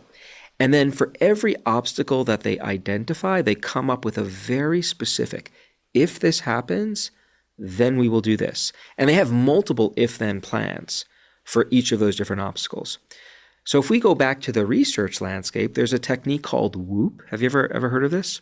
Okay, so WOOP is an acronym, and I promise you I wouldn't use any acronyms, but this is a useful one it's a mnemonic to remember something. So how do you go from knowing to doing? WOOP is designed to help you do that, because what it is explicitly designed to do is target each of the places where goal pursuit often breaks down. Step one, what's your wish? What's the thing you hope to accomplish? Let's be really clear about what that goal is. We often don't stop to even think about what our specific concrete goals are. Okay, now that we have that goal, let's give ourselves some opportunity to energize. What is the outcome we hope to achieve if we fulfill that goal? And what that's doing is like giving us this motivation now, really energizing us to pursue it even further. Okay, we've got the outcome, but now let's get realistic. What are the obstacles? What are the internal obstacles that might prevent me from achieving those goals? Right. So let's say my wish is to be more present with my family after work. The outcome that I hope to achieve is to be a better father, a better husband, to have a richer social life in those regards. Now, what are the obstacles? Okay, internal obstacles, I got plenty, right? Like the temptation to check my email and get to inbox 0 before the night is done.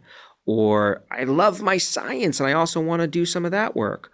Or maybe I'm going to get distracted by friends who call. All of those things are obstacles that might get in the way of me achieving the goal of being more present with my family. Now, the final step, let me come up with an if-then plan. If I'm tempted to check my email after 7 or 8, then I'm going to remind myself about how important it is to be a dad. So I'll do a little reframing. If someone calls after 9 p.m. and I'm engaging in an activity with my kids, then I'm going to politely decline. And you can imagine coming up with all sorts of plans for different levels of sophistication. What those if-then plans do is they try to make emotion regulation automatic, because they identify a specific trigger If, that's the if this happens, and then they pair that trigger with a response.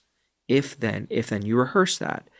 And this way, when the trigger occurs, boom, you don't have to stop and think, what should I do? How should I behave? You've got the plan and you implement it. I've got if-then plans for chatter. If the chatter strikes, then I do distant self-talk and mental time travel. If the chatter is too overwhelming and those two tools don't work, then I go to nature and I go to my chatter advisors. And so I have these if-then plans that are linked up with my goals. And that's an important technology that I think we can invite people to try to exercise in their own lives to make it more likely that they will achieve their regulatory goals.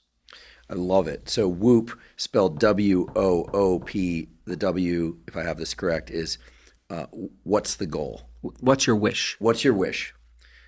The first O is the opportunity to energize yourself around achieving that wish, aka motivation. That's right. What's the outcome you hope to achieve? Yep. Great. Okay, even better because of what you said was shorter. The first O is what's the outcome you hope to achieve. The second O, what are the obstacles you can anticipate?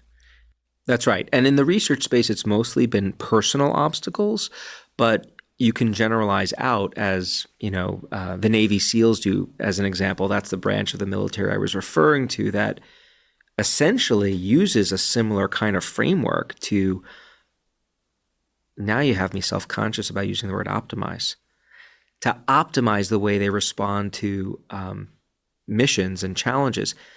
This is what so they're not only dealing with internal obstacles, obviously, but also ones from the world around them. Don't worry about using the word optimize. You did it optimally, and we'll soon squelch any pejorative around optimize during this episode. And then the P in WOOP is the plan, an if-then plan. That's right. So it's not a vague plan. It's a very specific plan so that you know exactly which strategies and steps to implement should A occur, B occur, C occur. That's right. And so it's a general framework, which in part is, I think, why it has so much value. And there's research behind this showing it can help people achieve various kinds of goals. Now, there, of course, will be many situations that you have not developed WOOPs for. And that's okay because you're going to have all of these other tools in your toolbox to manage those situations on the fly when they occur. But then once you encounter new situations and you discover what tools are effective, then you learn, you create your WOOP, and then you could become more strategic, automatic, and effortless with how you engage them down the road. Earlier, you mentioned attentional spotlights, and I'm fascinated by this.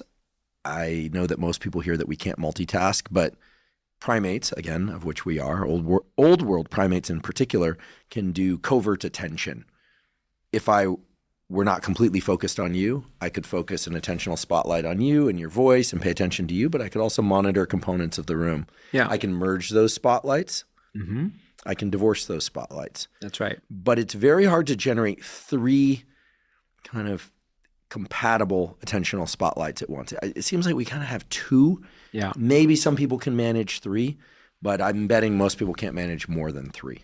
Well, and I think it becomes especially difficult to manage even one when you're experiencing an emotional episode that is essentially hijacking your attention. And attention is really important to talk about for a few reasons. So number one, as a species, we have the most sophisticated attention deployment system on the planet, right? We have the ability to strategically deploy our attention. So we can willfully place it on the things we want or yank it away from the things we don't want, or we can saccade our attention back and forth.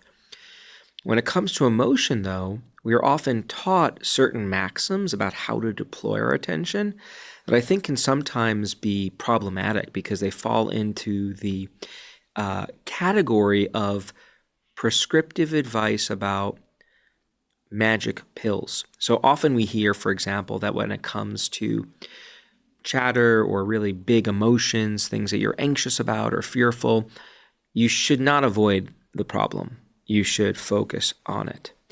And there's been a lot of research on this, and what we have learned is, on the one hand, chronically avoiding things is not good. It's associated with all sorts of negative outcomes for our emotional lives and beyond, our physical lives too, our health.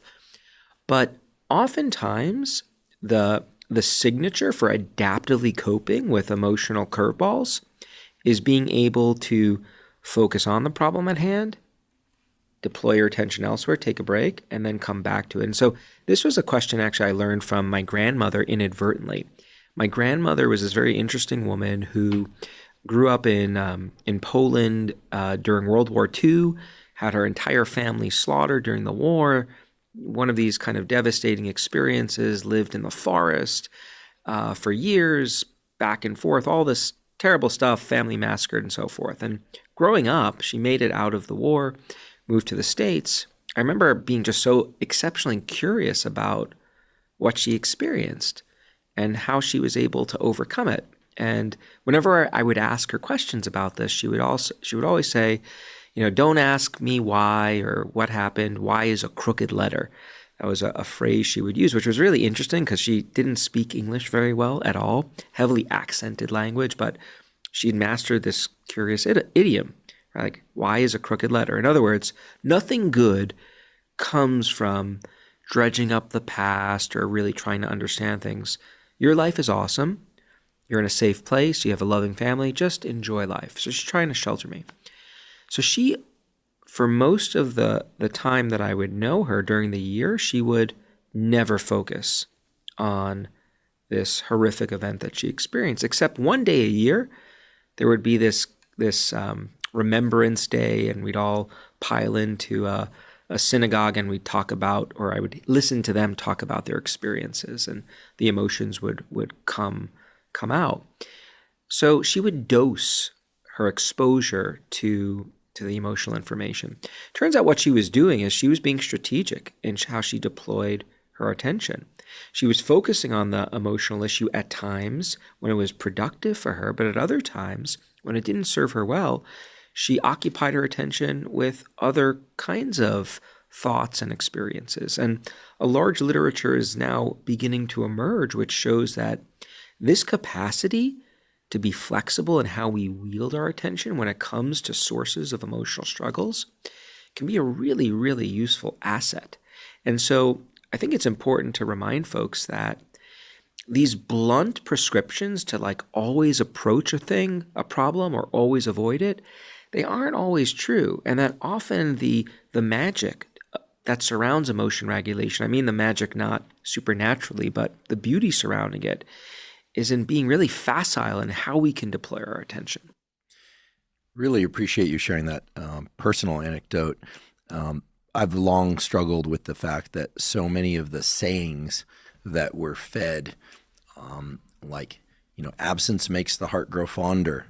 Well, yeah. Well, I also heard out of sight, out of mind. So which one is it? That's right. And that's why eventually I became a scientist. That's right. Because, it's both, right? And you can see this in the fields of nutrition and exercise. I mean, there are certain core truths, and I think the goal is always to get to those core truths. Yeah. And then there's some flexibility around those truths. There's margins of error. I love what she shared. Why is a crooked letter?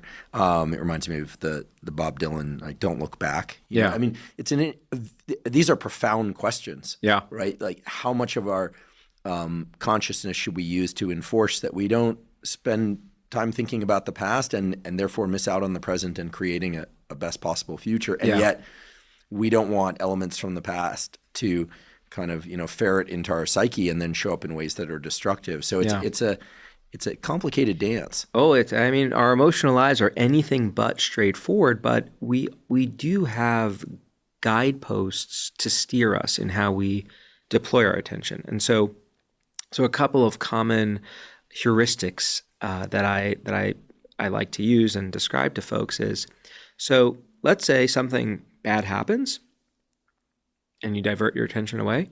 You distract with a positive distraction, not a harmful distraction. And then the problem doesn't resurface. Keep going.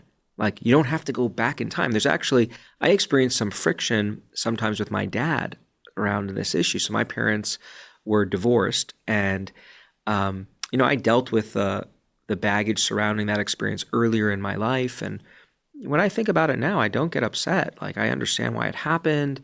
I love both of my parents. I've moved on. I'm well adjusted. But my dad likes to talk about this a lot whenever we speak, and he, will often bring it up. And when he does, I'm like, well, we don't have to talk about it. I'm actually totally fine. This isn't a source of ongoing distress. Sometimes we're able to make sense of what has happened to us and move on with our lives. And when that happens, that's our cognitive machinery operating really, really well. We don't have to go back and revisit every single thing. If, on the other hand, we are trying to get a mental break, we're distracting, and we find thoughts about these experiences continually intruding into our awareness and being distracting, that is then a cue. Okay, well, let's focus in on it. And then once you focus in on it, of course, there are multiple ways you can engage with that experience. Sometimes just bathing yourself in the emotional pain can be useful for facilitating a kind of what we would call habituation. So getting used to the discomfort and realizing it's not so bad to be in the presence of those negative thoughts. Maybe you want to reframe how you think about the circumstance. And we have wonderful cognitive apparatus to help us reframe things. We can look at it from different perspectives. We can focus on the silver lining. We can contextualize it. So you have lots of tools to engage with things once you refocus, but you don't always need to refocus on the problem. So you want to be flexible. Flexibility in how you deploy your attention is really the mantra that I personally live by based on what I know of how all of this works. There are a couple of caveats I want to throw out there. When I'm talking about distraction and avoiding, I'm talking about healthy distractions, healthy avoidance. There are unhealthier forms of avoidance that we know definitively are not productive, like substance abuse. We also know that if you adopt a blunt rule of always just chronically avoiding, not good. So you want to be balanced. Could we add to the list of tools for avoidance that tend to be unhealthy? And this isn't one that I default to, but I know someone that told me that she used to default into overconsumption of story. Like of audiobooks, not that audiobooks are bad, but of fiction audiobooks, and just kind of when there was a problem, rather than dealing with the problem, overindulgence in narratives that would just kind of consume the mind. I guess any behavior where we're not dealing with the kind of itch that we probably need to scratch at least for a short while, is probably going to be maladaptive in the long run. Yeah, I mean, if the problem keeps you want to listen to what your mind and body are telling you. And so if you find that the problem keeps resurfacing, that's a cue you need to engage and deal with it. But a lot of the experiences we have on a daily basis, which may not be positive, negative experiences, as time moves on, sometimes that's all we need to keep going with our lives. And we do see in the literature that when you impose a particular view on folks, like you have to do it this way, that tends not to work out very well. Most of what we've been discussing today is one's emotional life and experience and chatter and inner narratives with oneself and their environment, technology, nature, and to some extent relationships. But one powerful aspect of emotions that I think a lot of people wonder about and frankly participate in is this notion of emotional contagion. Yeah. Both positive and negative. I think of you mentioned football. Football's big in Michigan, right? Oh yeah. I remember from the movie The Big Chill, they actually go out and play football. I think they were all alum of University of Michigan. It's a religion in the city that I live in. That's right. Is it right? Yeah. Okay. And how many people go to one of these games? So it's called the Big House, actually the largest football stadium in the country. So close to 110,000. Whoa. Yeah, that's a lot of people. It's a lot of people, and we sing in unison. And it's actually, I never really was into football before moving to Ann Arbor, and now I embrace it. It helps when you're the national championships, which we were last year. Congratulations. We're working on it this year. Cool. Maybe sometime I'll go to a game. I don't dislike football. I like football. I don't think I've ever been to a professional football game. We should definitely have you out there. It is a load of fun. Okay, I'll skip one game of the Globetrotter season to go to a Michigan game. emotional contagion occurs in football stadiums. It occurs in digesting news. We just had an election, so a lot of emotional contagion in essentially opposite directions post-election, and on and on. What do we know about emotional contagion? It makes sense to me why we would be so prone to it, but where are the sort of rumble strips, so to speak, and the ditch on emotional contagion? Yeah, that's a driving analogy. The rumble strips are the go that when you start to drift towards the ditch. Yeah.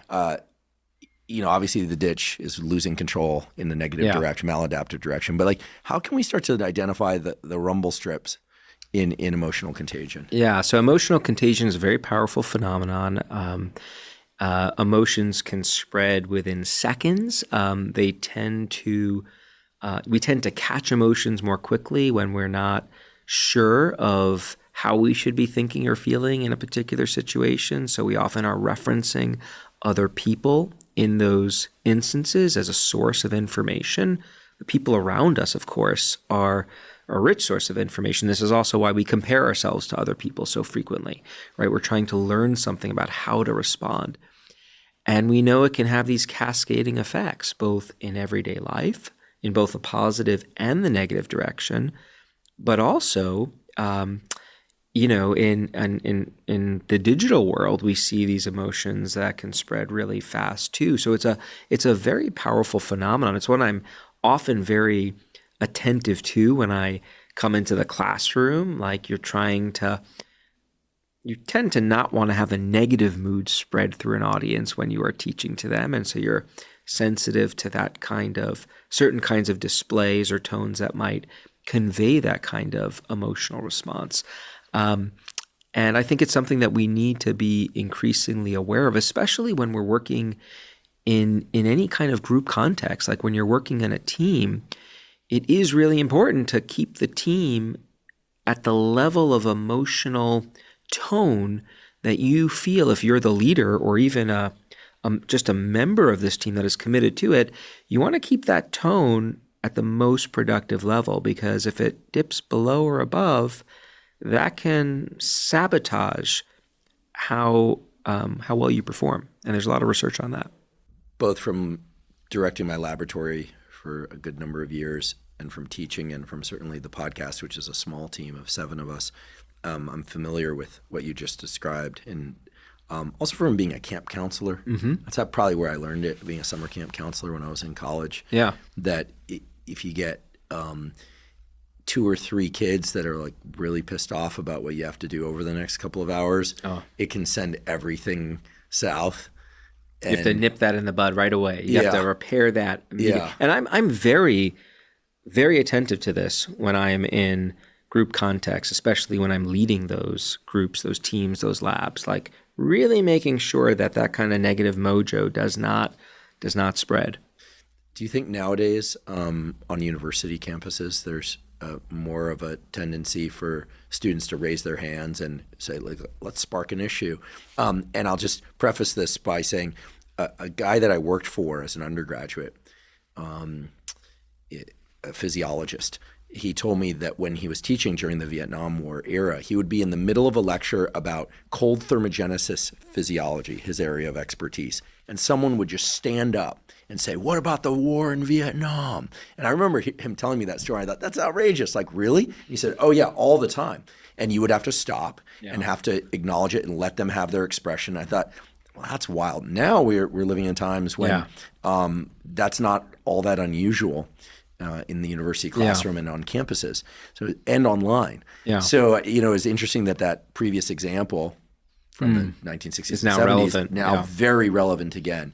So do we let people emote, or as a summer camp counselor, someone pulled me aside and said, these kids have a lot of energy, and my only advice is be a channel, not a dam. Something that I never forgot. It's very useful in other areas of life too. Be a channel, not a dam.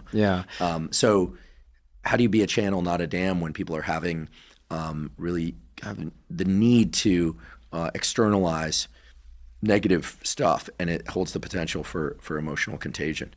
Well, I haven't experienced firsthand the phenomenon that you're describing in the classroom, but obviously a lot of my colleagues have, and we see this playing out on lots of universities. These are very turbulent times. Turbulence activates emotion, and we know, going back to an earlier part of our conversation, when people experience strong emotions, they're often motivated to share those emotions with other people. That often takes the form of vocalizing them, and that can elicit contagion throughout. And so now we're beginning to actually understand how the emotional processes are making their way through people, groups, and societies. What should you do in those circumstances? Well, I think it depends a lot on the context and what the nature of the emotional response is. And is the emotion becoming really counterproductive or harmful? And, there are differing views about when you should intervene and how to do it. I think in general, though, you bring the playbook of always wanting to kind of validate, like, your emotional experience is a genuine response that you are having to the situation.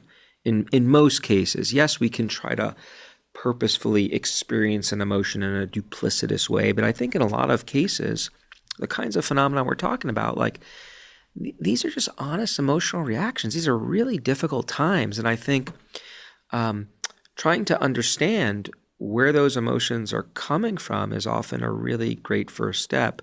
I mentioned to you before we started talking that I had this wonderful conflict mediator come to one of my classes recently to talk about how do you not just engage with emotional groups, but how do you engage with emotional groups at the same time that are having emotions because of one another. And the approach that she has found to be very successful in her career as a mediator is to ask folks, to train them, not to enter conversations to try to change each other's minds, but to enter those conversations with a state of humility and curiosity and genuine interest in first and foremost trying to just understand the other group's position. I haven't done that myself, but it strikes me as a pretty viable approach to a first step to having conversations about difficult issues. And, it makes me think about how in the lab we often define wisdom. So wisdom is this concept of, it indexes how well you are able to deal with social situations involving uncertainty. Like, we don't know how these social situations are going to play out, and wise individuals are skillful in navigating those circumstances. How do you define wisdom? What are its features? Well, a few of its core features are humility, recognizing that I don't know everything, a commitment to perspective taking, putting myself in the other person's shoes, dialecticism, recognizing that the world is constantly in flux and circumstances are changing, and we need to be aware of that. And then also a general orientation towards the social good, like doing good in the world. And it strikes me that entering these difficult situations with that kind of mindset is potentially productive for bridging divides. I love that. And what an appropriate area for us to round up in. I think that right now, clearly things are tense, but what you've talked about today, and at least from what I understand of how the human mind works in and around emotions, our own and observing others and potentially contagion, is that these tools can really help us do better, that they're not just research papers, they are implementable chunks of knowledge, and in some cases, such as what you've discussed today, real gems. So for that reason, and for taking the time out of your research schedule, I mean, you're a researcher, you're a teacher, you're a dad, you're a husband, you do many things. You make it to football games somehow, also into the gym, where you don't drop dumbbells on people's faces intentionally, because you realize the dire consequences. You're just doing a ton of amazing work in the world. I'd heard about and read chatter some time ago, and yeah, I just think it's incredible what you've brought to people's attention. that has always, no pun intended, been on and in their minds. Yeah. And I'm sure there are others in your field, but I want to specifically thank you on behalf of myself and everyone listening and watching for paying so much careful research attention and public education attention to this thing that we call chatter and the inner voice and emotion regulation, because this is really what makes up our lives. It's as important in my mind, certainly, as cardiovascular health or any other aspect of mental or physical health. So on behalf of myself and everyone listening and watching, thank you so much. Please come back again because your research is evolving. We'd love to hear about the next steps. We'll definitely provide links to your work and to the upcoming book, which comes out in February of 2025. Do you want to tell us the title of the book? That's right. It's called Shift